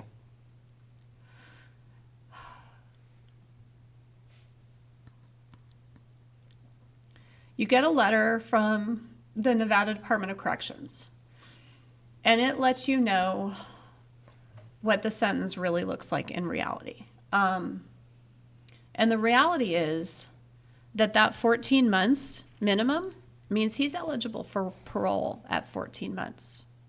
He's already served. He got all the time served that he was already in jail for this whole time. In Nevada, 3 months prior to your parole date, your optional parole date, is when the parole hearing is held. So my daughter was dead for 11 months, and I had to go to the first parole board hearing to ask for them to keep him in. So I gave a victim impact statement in November. I gave a next victim impact statement at the first parole board hearing in April. I gave my final victim impact statement at his final parole board hearing in September. So in the matter of under a year, I had to give 3 victim impact statements. We just talked about how hard it is to do one. Right. But in addition to that, what they do is they have what's called an expiration date in the state of Nevada. I don't know if there's an expiration date, if that's called the same thing in California. I haven't heard that in California. What that date is the case expires on that date. It's the expected date for you to be released. Right. With you have done all your time. You have served all your time. So you get the letter in the mail that tells you that his expiration date is only 2 years time. Not 48 months, 24 months. So, and then when I called and tried to get further information, there's no probation parole at that time. That's that whole, when you see it in the movies and they're like, you're a free man. You walk out the prison gate and you're done with your time. Time served, you're all done. So what most people don't understand about the way it works is that maximum sentence means nothing. That maximum sentence never gets served. Because they have what I call good boy behavior credits, right? Like if you're a good boy and you do the right thing. So what they do is they go to Prisneyland, and then they get their high school diploma. Yeah, which he is working on. Right. Yeah, which he hadn't been going to school. They get all their little green My checks. daughter went to school and took classes, extra classes, so she could graduate early. Meanwhile, he was screwing around doing whatever the hell he was doing, not going to school, and now he can make up for it now and do a lot easier work and just hurry up and finish and get out of school. In the parole hearing, he said, I have my whole life ahead of me. Yeah. That's what he said. Yeah, he did. Yeah. And he said, I just need a second chance. I'm sorry, isn't 2 years a second chance already? Well, hold on a second. Because what he's done with his first chance, because he's now in jail, he has 2 offenses while he's in custody. He has one for fighting, and he has one for an attempted murder charge, wasn't it? Well, I'll talk to you about that. That did not go well. No, he had a, so the first parole board hearing, 11 months after she's killed. He had one offense, didn't he? He had 2. Okay, so he had At the that 2 first already. one. Right. He had a fray, as they called it, and a tattoo. He'd gotten a little tattoo, Right. and you can even see him looking at it on his hand. Right. Talk about excuses. He's made excuses all along. And I had this theory one time that maybe he had been messing around with this gun, held it up to my daughter, and she's like, knock it off, and pushed it away, and it maybe went off or something. I've given up on that theory because he would have thrown her under the bus so quick. Everything that's been out of his mouth has been an excuse. I was on drugs. What other excuses has he given? I know he's given other Well, he's excuses. covering up his culpability. He's just trying to Because blame. his finger was in the trigger guard, and his finger did pull back on the trigger. He's trying to blame whatever he can blame, right? Right. And so even when he got the tattoo and the fight, he said, well, I just got a little tattoo, and then the fight, he said, because you saw that hearing too, he said something like, oh, well, we were just told, we were just playing a sport or something. Right. And I was told by the officer to, It's better to take this charge. Take the charge. So. All right, Lena. I gotta go get I know ready you for do. the potluck. Yep. Thank you for joining us. Of course. Thank you for having me. Of course. See you guys later. Yep. Bye. Bye-bye. Okay. So so he was making excuses for those charges. So what happens is when they give you your expiration date, they take your maximum sentence, they assume you're going to do the right thing, and they credit all those credits. But it's not a clean-cut credit that's easy to calculate. Like they can't even really tell you calculations. And that was one of the things that I learned talking to somebody else was like one of the things that I think we might want to look at is something called, what is it called? It's called, oh shoot, now I can't remember. It's fair sentencing or disclosure of sentencing. Shoot. What is it? I'll think of it in a second. Mm-hmm. But there's a lot of, you don't really understand fully what the sentence is going to look like until after they're in and they do all this processing. So they give him credit for assuming everything goes right and he does all the right things, mm-hmm. and that's where your expiration date happens. So his original expiration date was June 6th approximately.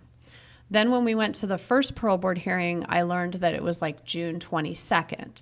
So the other acts that he got written up for in the prison, they take away, basically they tack back on more time. They'd already given him credit as though he was going to do the right thing, so they took those credits away from him, gotcha. basically. Okay. So it just pushes his time of release back. So he got pushed back by a couple of weeks, that first parole board hearing. Okay. Then the second parole board hearing is Okay. when we were told, and we see here, you already have these 2 priors, and we see here that you have an alleged attempted murder. Right. Well, I was shocked.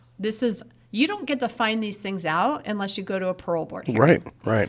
And that's my frustration too, is like, okay, all my parole board hearings are up. I don't get to find anything else out anymore. Mm-hmm. Basically and he's serving time for killing my child. Like I should get to know from day one on all the stuff he does, right or wrong. I should be getting a report card on this guy, honestly. Right. Like it's my right.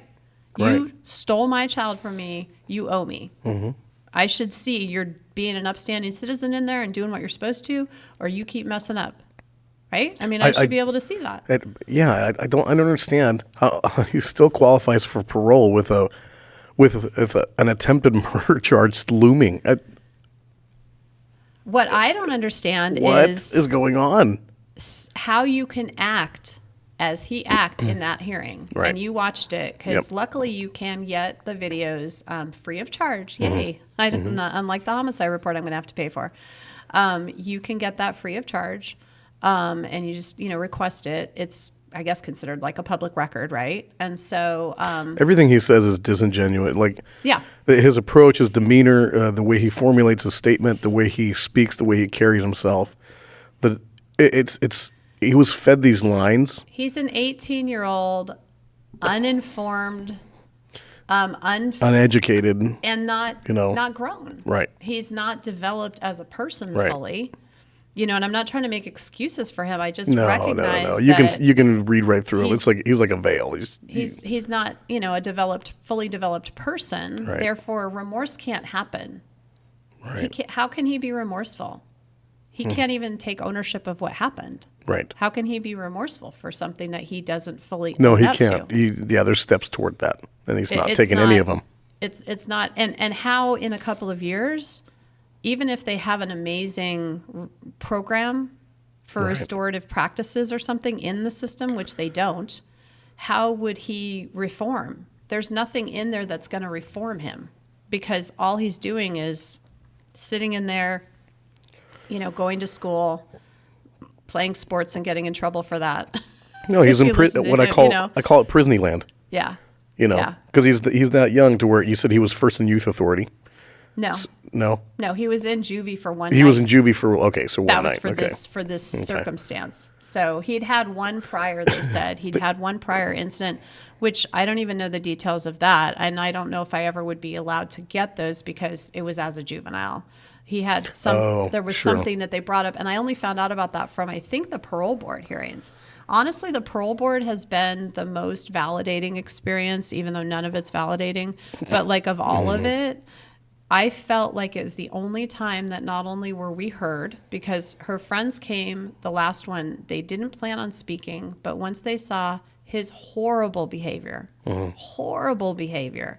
they went ahead and spoke because they were moved to, because he's smiling, as you pointed out, he's smiling, he's laughing. My sister's impact statement got stopped because he was smiling and laughing. Right. I'm glad he was admonished for it, though. I am too. He wasn't allowed to get away with it. But he kept doing it. Right. So what you can't see on the video is you can't see him all the time. Right, because you're I right. had a friend with You're me, right. Danielle, I mentioned earlier, who's going to be one of our first members, I'm sure, of the new organization. But she was sitting looking at him the whole time. The way they had the camera set up, you had to either look at him or you had to look at the commissioners. So I was sitting looking more at the commissioners because I wanted to be engaged with them because they're the ones making the decision. Right.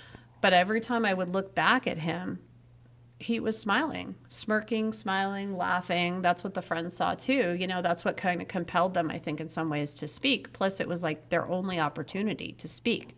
Remember, the court didn't let them talk, but the parole board allowed them to speak, as they should have been allowed to do in the first place. Folks, this is actually a common thing. You can watch videos of parole board hearings and also of sentencings where the offender will outwardly laugh or guffaw or mock the court.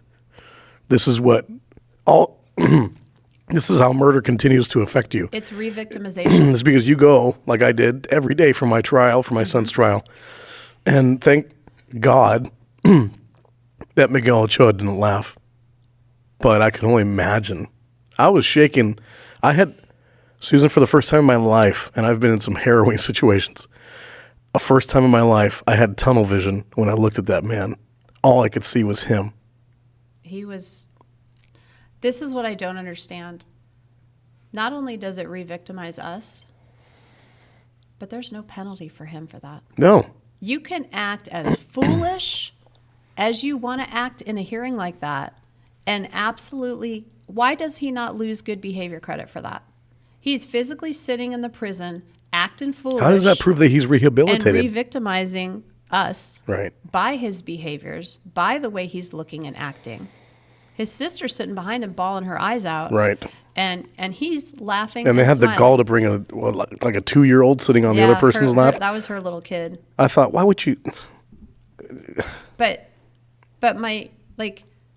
he's in the system acting inappropriate in a hearing, re-victimizing us, and he gets to keep those good behavior that should be an automatic. You screw around in a hearing like that after you've already been sentenced, Unbelievable. you should have some time tacked back on. I mean, he's already serving nothing, basically. This is the shortest term I've ever heard of. Unless it's offended unless the person offended it when they're 12 or 13, they get shorter terms and they get tried differently. Right. And I understand that, but I'm like beside myself. This whole podcast, I just been listening to you going, is this real? It really happened. This is reality, folks. This is happening to Susan. This is reality, and I'm sure for many people who are listening, who I haven't had a chance to speak to yet, it's almost like you're reading from a script. Like I'm sure a lot of people have been just railed like this. Right. This is right. Well, and I've decided that I cannot say. If I say 48 months, people think I'm going to say the word years when I say, he was sentenced to 48. So I typically don't say 48 months. I say 4 years so that it connects with people because they don't hear me when I say it the other way. I'll say, like sometimes I've said, he'll serve about 24 months because everything's done in months, really, like the way they do the sentencing and stuff. And they are not processing the fact that I'm saying he's going to, and then when I say he'll be out this coming summer, she was just killed a summer ago, May 2024, and he'll be out in summer 2026. And people don't hear me. Like they can't comprehend what I'm telling them. I can't comprehend it. I'm sitting across from you. And that's the part that I feel like this entire thing, some of the key takeaways in my humble opinion are murder can happen to anybody. It doesn't matter your socioeconomic, educational background. Murder. She was a white female, which is less likely, honestly, to be murdered. She was living in a middle-class household, which also lowers her chances of being killed. But it can happen to anyone. The judicial system is not just. And sentencing is not what you think it's like at all. Right. And my son's murder got LWOP, life without possibility of parole. Yeah. And here in California, I'm dreading it because LWOP is getting turned over everywhere. Yeah. So, and the first guy who drove my son's murder to the murder, and drove my son in the back of a car, he pled for 16 years to tell his side of the story so that Miguel Ochoa would, they could get the conviction out of him. Yeah.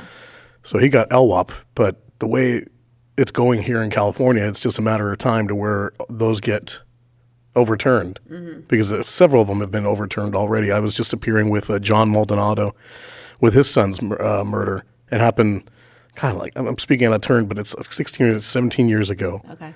And the guy was tried as an adult, but then the Youthful Offender Act was passed in California. So now, and it's retroactive. Yeah. So they can go back to every case and go, oh, well, we're just going to retry you as a kid, and all your time served is credits, you're out. So John Maldonado's son's murder, I was there listening to the judge saying, we want this to be a success story. Yeah. We want to arrange a lift for you to get from your jail to your halfway house, and there's going to be a bunch of non-governmental agencies that will step in and make sure you have a job. And well, mine was talking about going to weld. He wants to maybe working in a tow truck and do this and that. Go work at a tow yard for his brother or something. Thing, yeah. Right. Yeah. So, he's got it all lined up. He's got a whole life ahead of him. Well, be careful out there in Nevada, folks. So, this guy could be operating your tow truck there. Yeah. Yeah. So, But yeah, so at the end of the hearing, we did hear from the commissioner that you liked the most, probably. Yes. They both talked to us, and they said they had never in their combined years, which was like 50 plus combined years of doing this kind of work, they had never seen somebody, as he was described by them, as with such a piss poor attitude. They implored me to do anything I could about that, that suspected attempted murder charge that was still like looming, right? And so I had a little hope. I thought, oh my gosh. Yeah, he might get more time for that. Well, he might get a separate charge and get like completely additional separate time, like not just serve out more of this time, but like get another charge. And I'm sorry, but like if he can offend big enough in and get that time, I'd rather him do that than hurt somebody out in the, that's my whole, like, But how I'm is this concerned not- about him hurting somebody out. How is this not an big. eye-opening experience for the court in Nevada to go, how can we parole this guy if in custody, while he's being watched the whole time, he has an attempted murder charge? Okay, so suspected attempted murder. Oh, yeah, alleged. So here's what happened. Yeah. So the commissioners, I said, well, what do I need to do? Like who do I call? How do I, I don't know how to deal with attempted murder in prison. I don't even know how to deal with real murder out in the streets. So it was suggested that I reach out to the AG's office, Attorney General's office for the state of Nevada.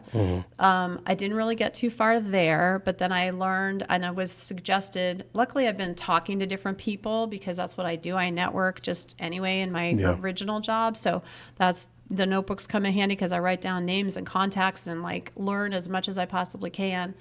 So I got connected to the IG's office, so the Inspector General. And the best way I can describe it is they act as the police investigating force for crimes inside the prison. Oh, yeah. Most often, either murders by prisoners that happen in there, or more often, it's the prisoners claiming a criminal act happened to them by a corrections officer or corrections employee. Okay. So they are the investigative unit. They're like They the act as internal the affairs. police. They're basically Yeah. like the police investigators Right. for prison-related big enough crimes Right. that are even worth their taking their And time. attempted murder has got to be right up there. Unfortunately, not necessarily. Okay. So remember how in the hearing thing the guy said, yeah, it's going to the AG's office, blah, blah, blah. No. I made like many, many, many calls that week. And what I learned by the end of the week was that he had already been found, by the end of that same week, he'd been found not guilty. It never went to the Attorney General's office. It would have only gone probably to the Inspector General's office if it had been an actual murder. They can actually investigate within their own prison and make a determination. So corrections officer, there's an incident happens, corrections officer writes up the incident.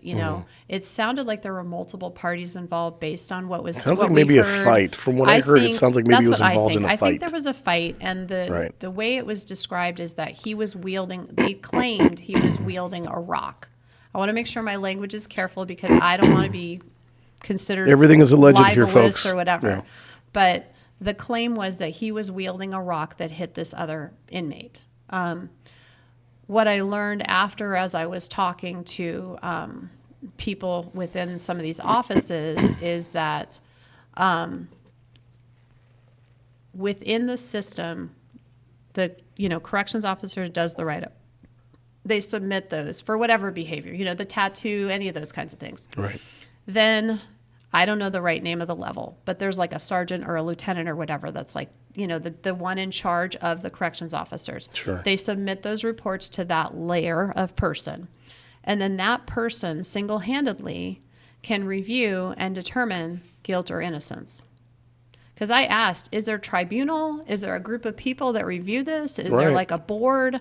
Can I be on that board? Yeah. Like what, what's the system? Well, they can take care of all of that just internally. And so I had somebody was able to kind of like read through what the notes were about it. And they indicated that they could not prove that he was the one that was wielding the rock. And by the way, the person who was hit with said rock didn't have major injuries anyway. So then I went to, well, why the heck did they charge him with? Why was the initial charge attempted murder? Exactly. Like, why wouldn't, if the other inmate wasn't seriously injured, and we have what sounded to both of you and I like there was some kind of a melee, something happened with 100%. A few people, right? That's the way I heard it too. Mm-hmm.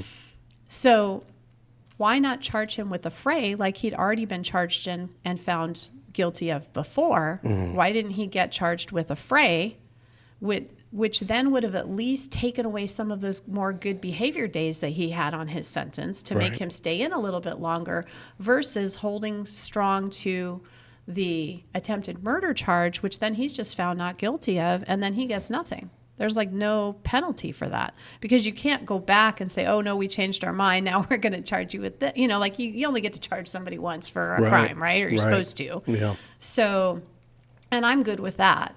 But I said, is that possible within the system? Now, I don't know enough people, and I'm only telling you I talked to one person that knows the system and understands it and has been in it. But they said that, yes, there's discretion as far as like what they decide to call that write-up, which makes sense because even in my field, having been a school administrator, when you write up a student for doing something, you have options. You don't straight go to expelling a kid because, they threw a rock at somebody or, there's different names and different things that you can do. Yeah. So I'm sure that the prison system, I'm not saying prisons and schools are the same thing, but I'm just saying, I'm sure that they have a system like that. Right. So, but it sounds like there is that kind of discretion where they could have chosen to just say like, hey, it was a fray, it wasn't really attempted murder, but that's not what happened. They just dropped everything altogether. So, yeah. So, and it was so infuriating because every time I get my hopes up a little bit or I think, oh, maybe I can do this or maybe this will make a difference, it doesn't. So needless to say, though, on her birthday, which was November 17th, I looked him up because we have a system in the corrections department. You can look up what the expiration date is. His expiration date has moved again. It's now from June 22nd to what? About July 6th. So we started, remember, with June 6th. So now we're a whole month later. Mm-hmm. So we're at July 6th. So, but I also learned from the parole board thing, I'm not going to hear anymore from now on. Like, I'm not going to get this insider scoop of he's got this charge against him. I can't do any advocating to try to get anything to happen with any of these charges because I won't have that information. Mm-hmm. All that I get to do is log onto the computer and just keep every once in a while looking at that date and seeing if that date changes. If the date changes, it either means they made a miscalculation along the way somewhere or he lost some more credits that they had already assumed he would earn, along the way. So, yeah. And even so I did the math on this, former math teacher here, I did the math on it. And let's say he loses all of his good behavior credits, and it's not an exact science, but if he loses all his good behavior credits, I figured the most extra time he might serve on that sentence is 2 more months. So instead of getting out in July, maybe he'd get out in September. But either way, it's happening this coming year. In 2026, he will be back out on the streets. And he'll be 18, 19 years old and not rehabilitated rehabilitated. In the same neighborhood. Not showing any kind of remorse.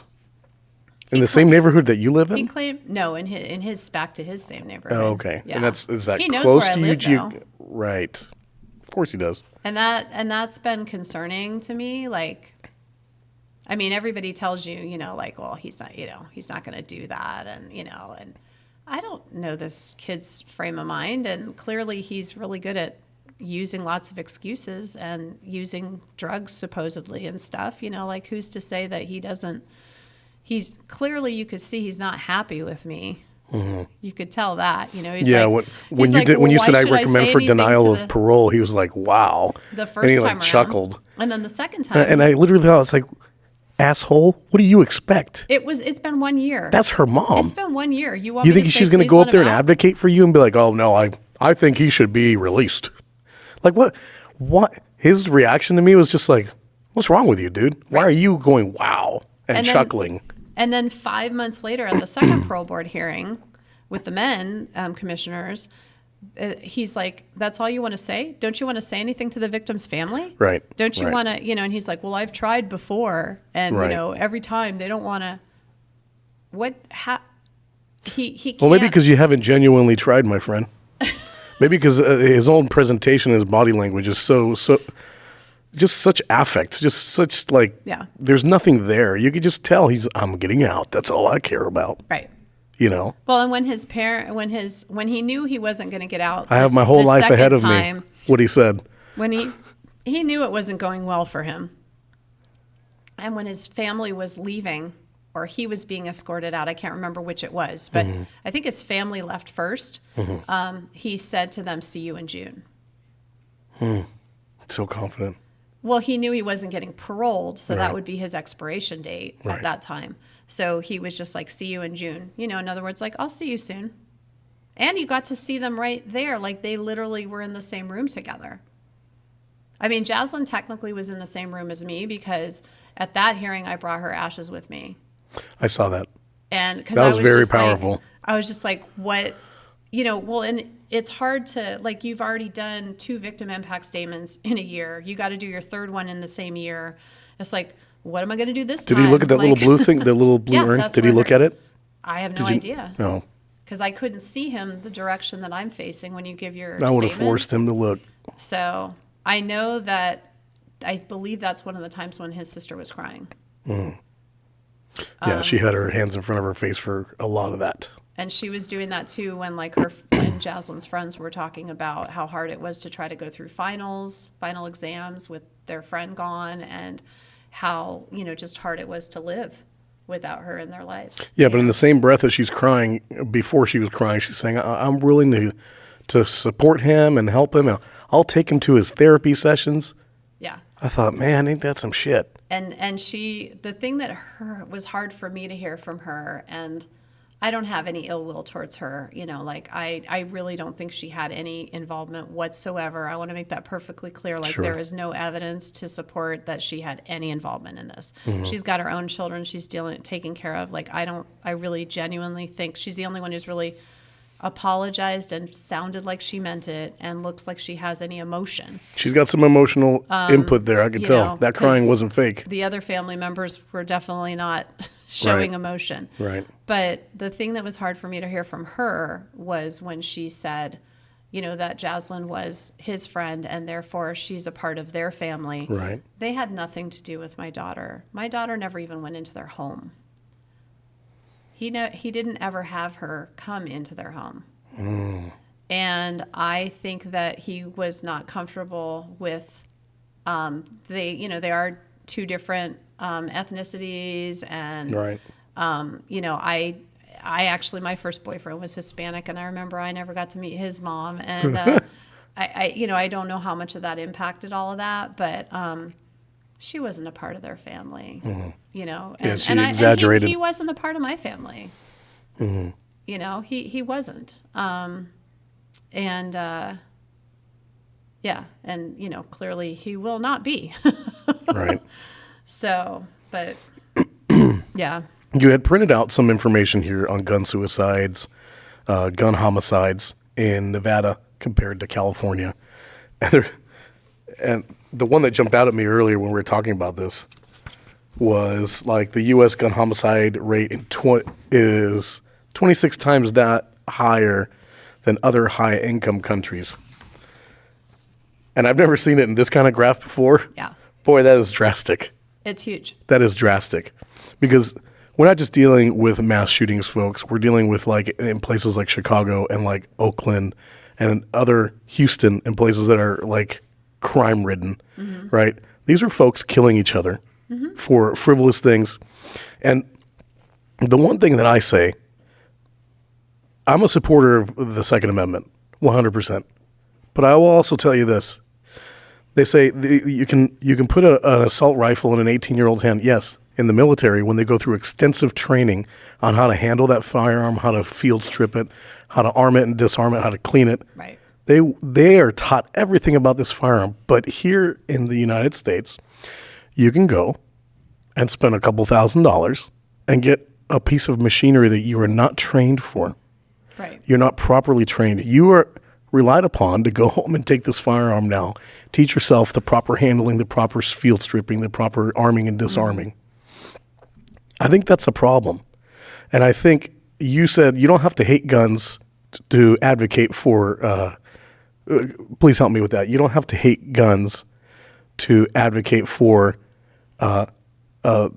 safety storage and for passing backgrounds. Right.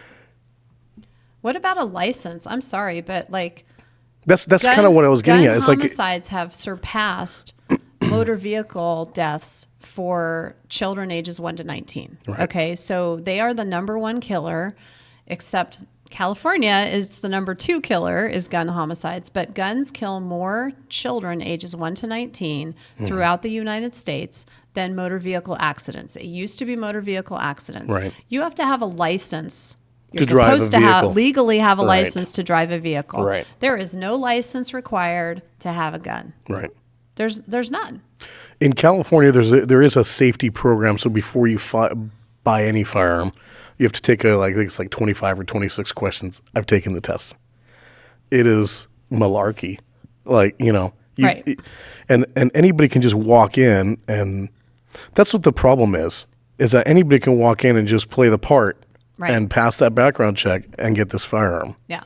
Well, Nope. and we're an open carry state in Nevada, so California is not. And California has some of the best gun laws in the U.S. If people want to learn more about like gun statistics, I highly recommend Everytown for Gun Safety. They're a national organization, and they have a lot of amazing data, like some of the graphs that I gave you today, and and stats and stuff. But if you look at the gun deaths in Nevada versus the gun deaths homicide related in California, they're higher in, like I was showing you like Las Vegas versus Los Angeles. I think I kept that one, but like Yeah, we're looking at Okay, so gun homicides and assaults. I have the Nevada and the California one in front of me. there's also the Vegas versus the LA. So like let me just see this No, of for 1 course, go second. ahead. So Los Angeles, obviously has a lot more people than Las Vegas does. So if you look at gun homicides for every 100,000 people, that's a way to try to like manage Right. the numbers so Right. that it makes sense. So in 2024, which is the year my daughter was killed, in Los Angeles, for every 100,000 people in the city of Los Angeles, 3.8 million people, it's the rate of gun homicides is 4.7. So for every 100,000 people, you can't have 7/10 of a person. So like, let's just say 5 people were killed out of every 100,000. You go to Las Vegas, which has a much smaller population than here, but you still compare to the same numbers of overall people, right? Sure. So for every 100,000 people, 10.6, round it to 11 people killed for every 100,000 in 2024 in Las Vegas, the city of Las Vegas, versus LA, only 5. That's a little over double the rate of murders. And we're talking about gun homicides, not suicides or anything else, Right. and all gun related. Right. Because that is the number one way that a homicide occurs is gun. And I If can you tell look you, at I the can tell you, homicide folks, the numbers. way mass shootings are categorized. I don't know about nationwide, but in California, it's anytime you kill more than 2 people. Once you kill that third person, it's a mass shooting. Right. So what we were talking about earlier is that there are so many crime-ridden areas in our nation, right, where a lot of things are not being paid attention to. Right. And the crime has I've watched this law enforcement special not too long ago where they said the same crimes that were happening 50 years ago in this area are still happening today. Right. And the crime level hasn't gone down or anything. So the problem is gang violence is a big issue. Right. All right. If you look at Chicago, God, there's like something like 4 or 5 murders per night. Yeah. It's like ridiculous. Yeah. It is ridiculous. The problem is my son was killed by a ghost gun. Right. These guys don't even have to go to the firing, to the... No, they don't need They to don't go have to to a sign store and anything. They don't purchase have to go anything. through the Yeah. 15 or 10 or Yeah. 11 days. They could just print that shit at home Right. and do whatever the F they want, right? The laws have lost control. They haven't caught up to technology. True. There's Well, how just can... like bump stocks. Okay, so I come from Las Vegas. Right, I know bump stocks, And I know yeah. you like to talk about mass shooting. Yeah. You know, you not like to, but No, I you don't- talk about mass shooting. Right. You know, we had one of the major ones in our and I bumps, followed that and one. My friend Adam Sarmiento, who I worked in a 911 ambulance in Santa Monica with, he works at Las Vegas Fire. Oh, okay. And he has a plaque that he was given because he was working that night. Yeah. And he said it was complete batshit crazy. Yeah. Yeah. I know some people that were there, but it's What a day, right? yeah. But I mean, Unbelievable. like that you know, there's so many different elements to the guns. Okay, this is where I kind of have a little bit of a different opinion, but our Constitution provides for the right to bear arms. At the time that the Constitution was written, the kind of arms we were talking about There's nothing like what's available today. correct. One- And so, you know, like you and I 100% take gun, there. put powder A in, revolver add and a handgun bullets, and maybe a make musket. one shot, Right, try right. again. You know, the deaths that were happening from gunshots were actually the after effects of the gangrene and other things more often that happened Right. from the gun wound, not from a very precise or multiple bullets going into a person, right? Right. And so, like you said, the laws have not caught up. Well, the laws have not caught up from 1776. Yeah, it's wild Okay, so because it's like not the just- technology of firearms today, folks, it's not what it was in 1776. There was a It's- revolver and there was a musket, and that's what they were talking about. Right. They weren't talking about in 2025 when I can print a gun at home Right. at my leisure.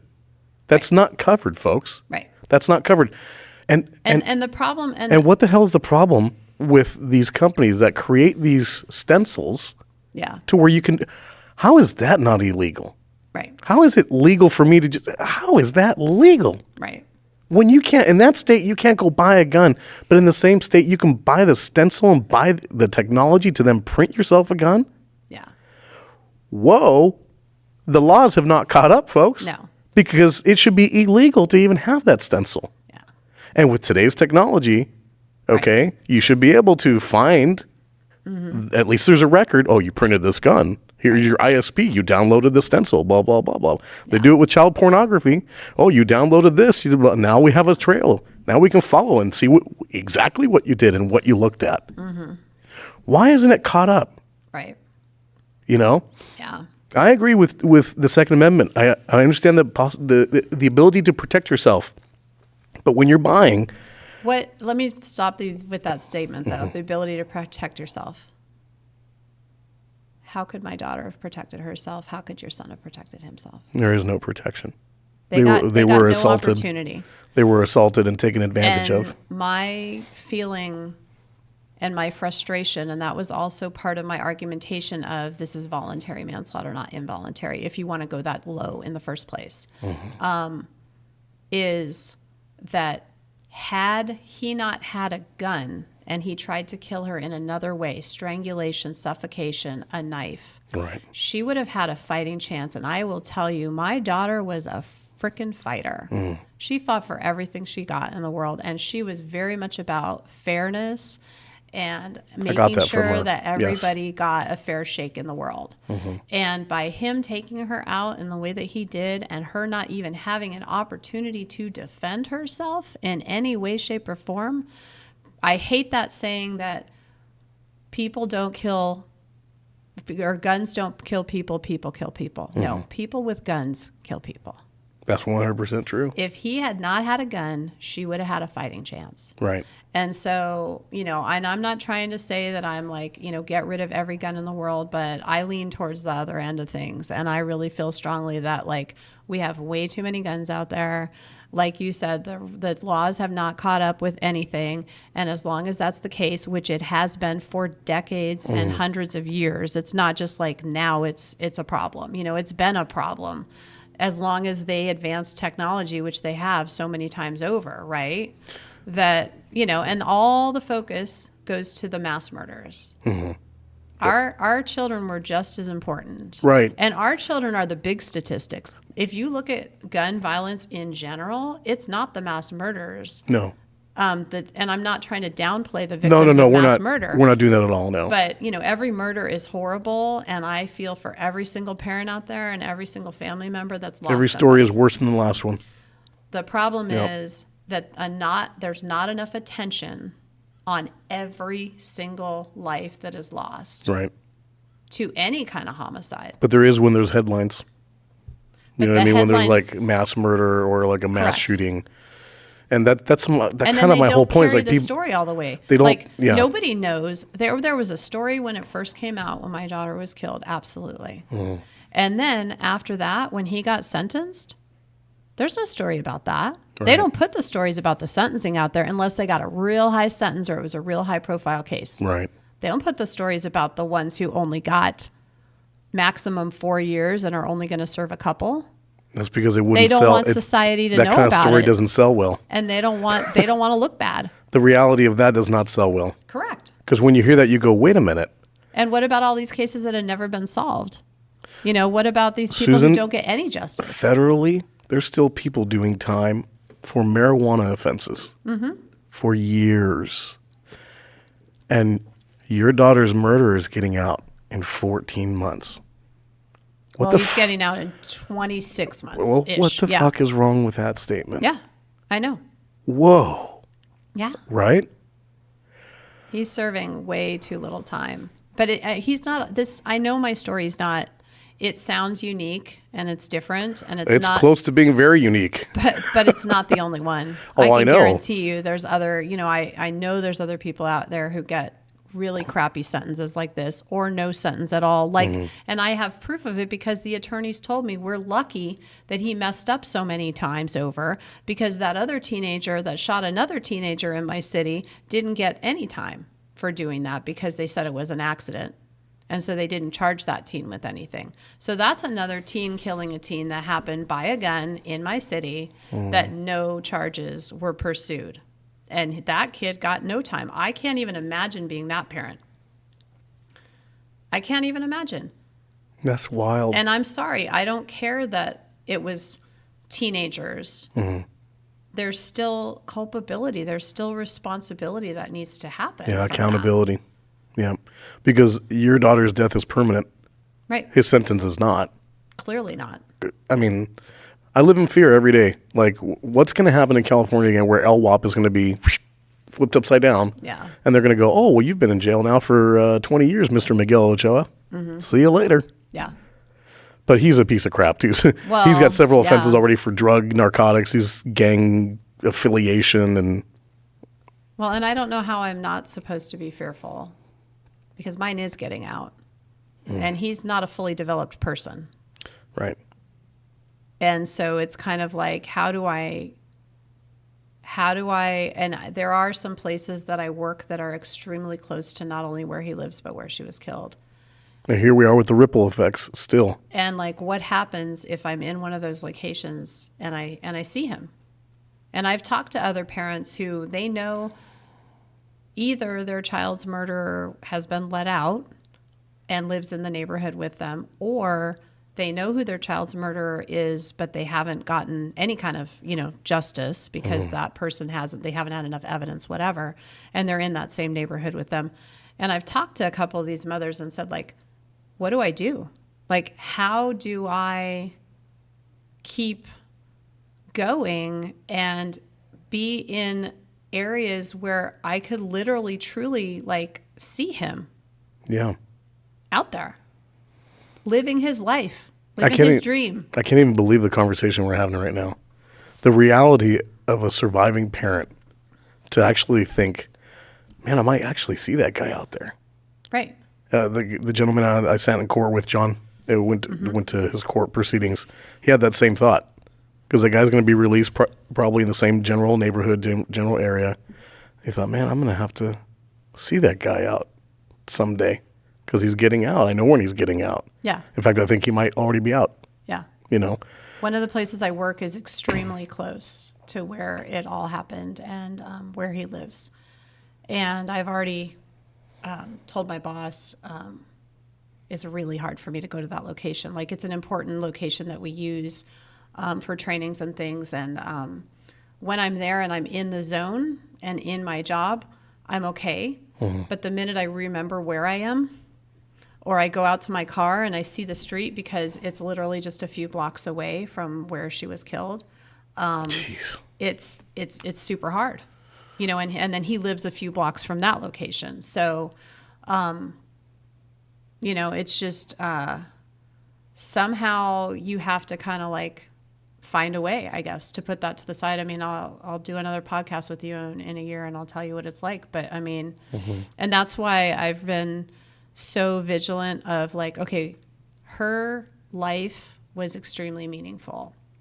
So now her death has to have some kind of meaning behind it. And that's really why I'm trying to do the things I'm trying to do. So I'm going to be a survivor fellow for Everytown for Gun Safety and give some public speeches about the importance of gun safety. You know, not eliminating guns. I have my own personal viewpoints and all of that, but that's not what it's about. It's about making the world or our communities safer since we do have guns in them. The guns aren't going away. I recognize that. So what can we do as far as gun locks and protections and making sure the proper laws are in place to help support, you know, ensuring that, like, you know, mass shootings are less likely and all those kinds of things, right?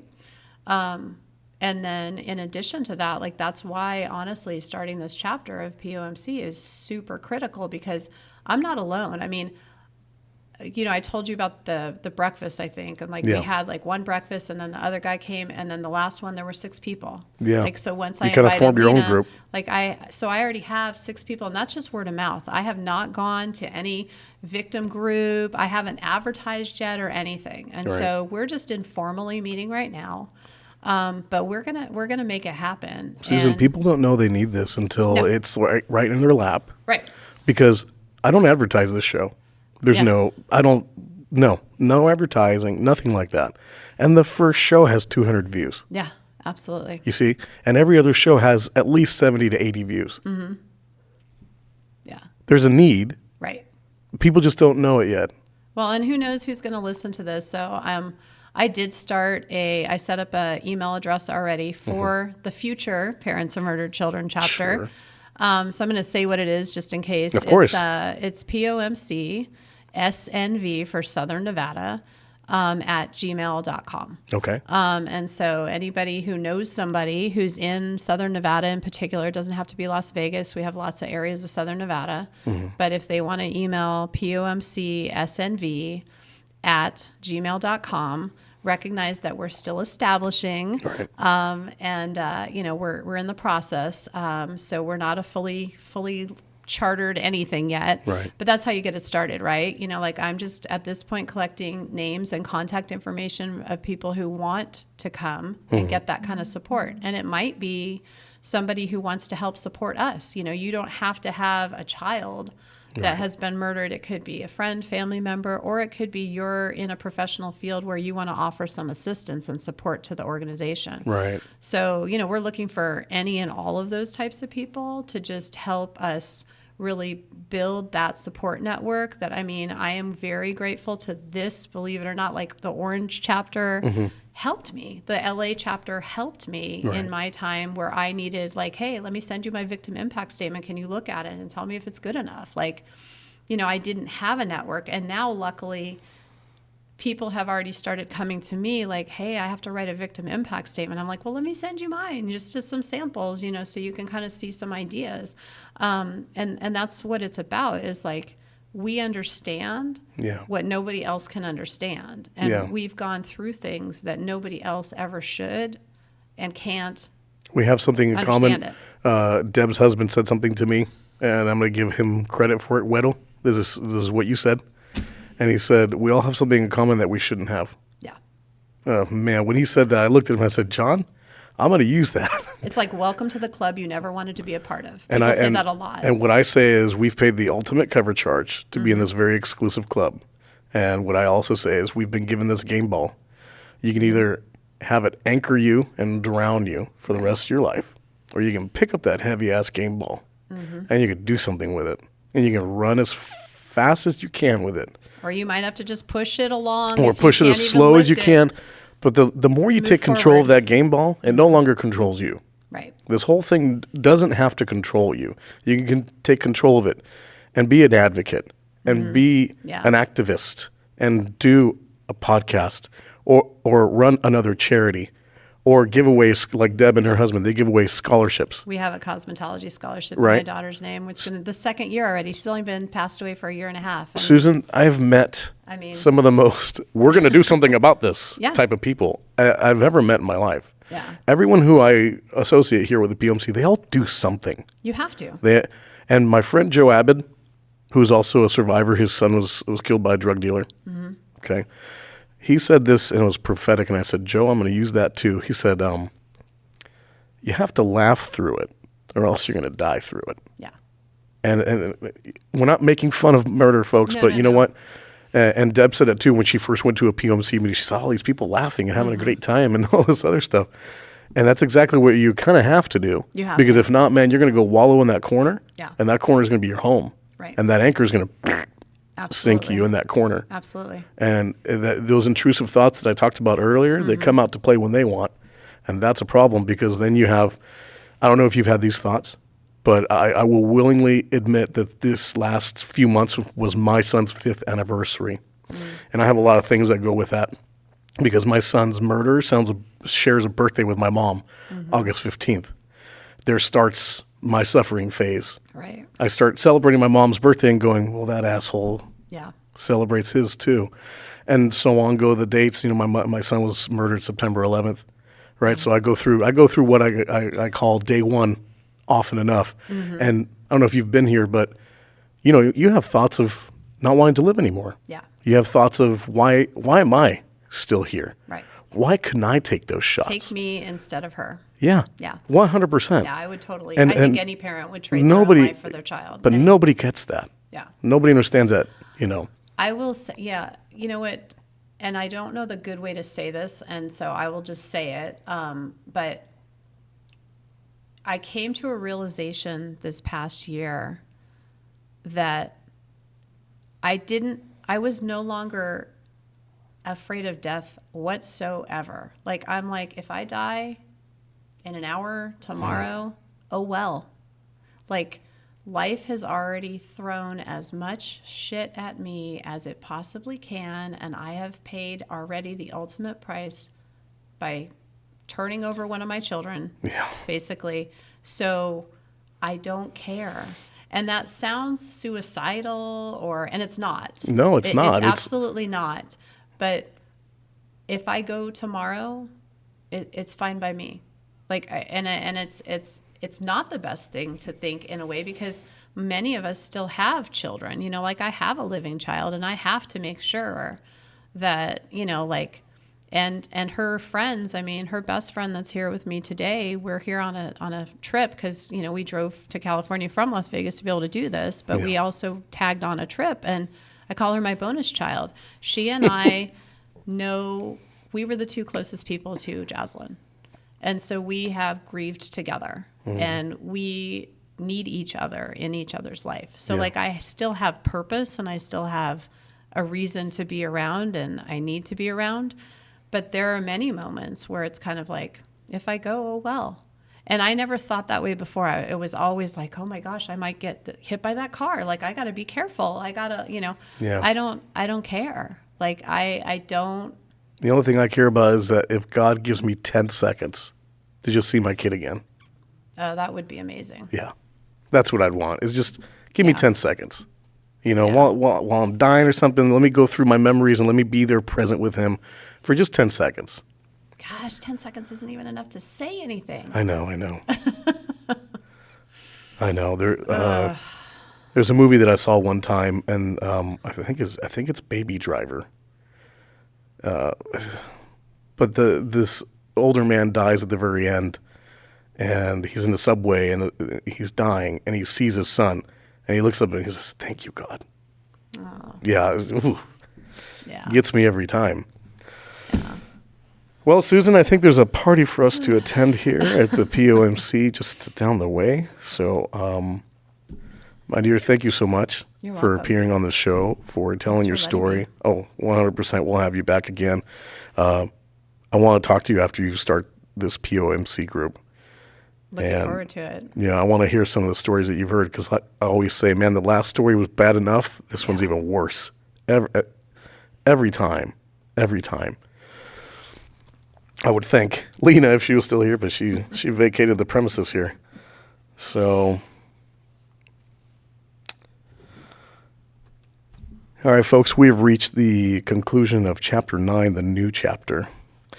As we close this chapter, I want to slow us down for a moment, because nothing about what you've heard today should be rushed past. What Susan King Johnson and Lena Gonzalez represent is not just survival, it's stewardship.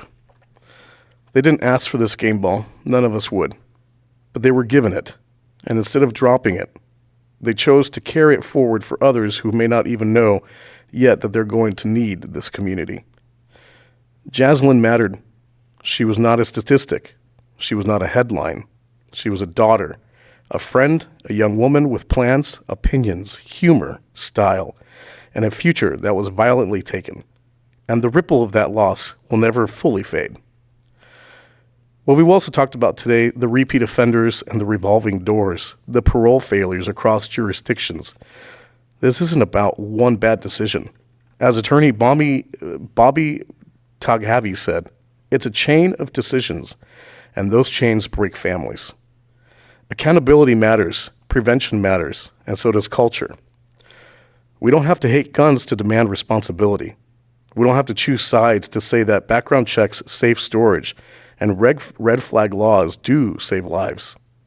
And we can't ignore the contradiction of condemning violence while endlessly glamorizing it, selling movies, music, and myths where guns are the co-stars and consequences never make the final cut. If we can make peacemakers, these are your words, paraphrasing, if we can make peacemakers, artists, and organizers and advocates as visible and as valued as the weapons themselves, then maybe we start changing the story earlier, before another family is forced to learn what a new normal really means. Susan and Lena are building something in Las Vegas that reaches beyond geography, a new chapter of parents of murdered children that says you are not alone, even if you don't know you need us yet. Jazlynn taught us to speak up when something is wrong, to go for what matters, to accept people as they are, and to stand for fairness and compassion. So let this chapter end the way it began, with truth, with courage, and the understanding that while we cannot undo what was done, we can decide what we do next. Thank you, Susan. Thank you, Lena, and thank you to everyone for listening, for bearing witness.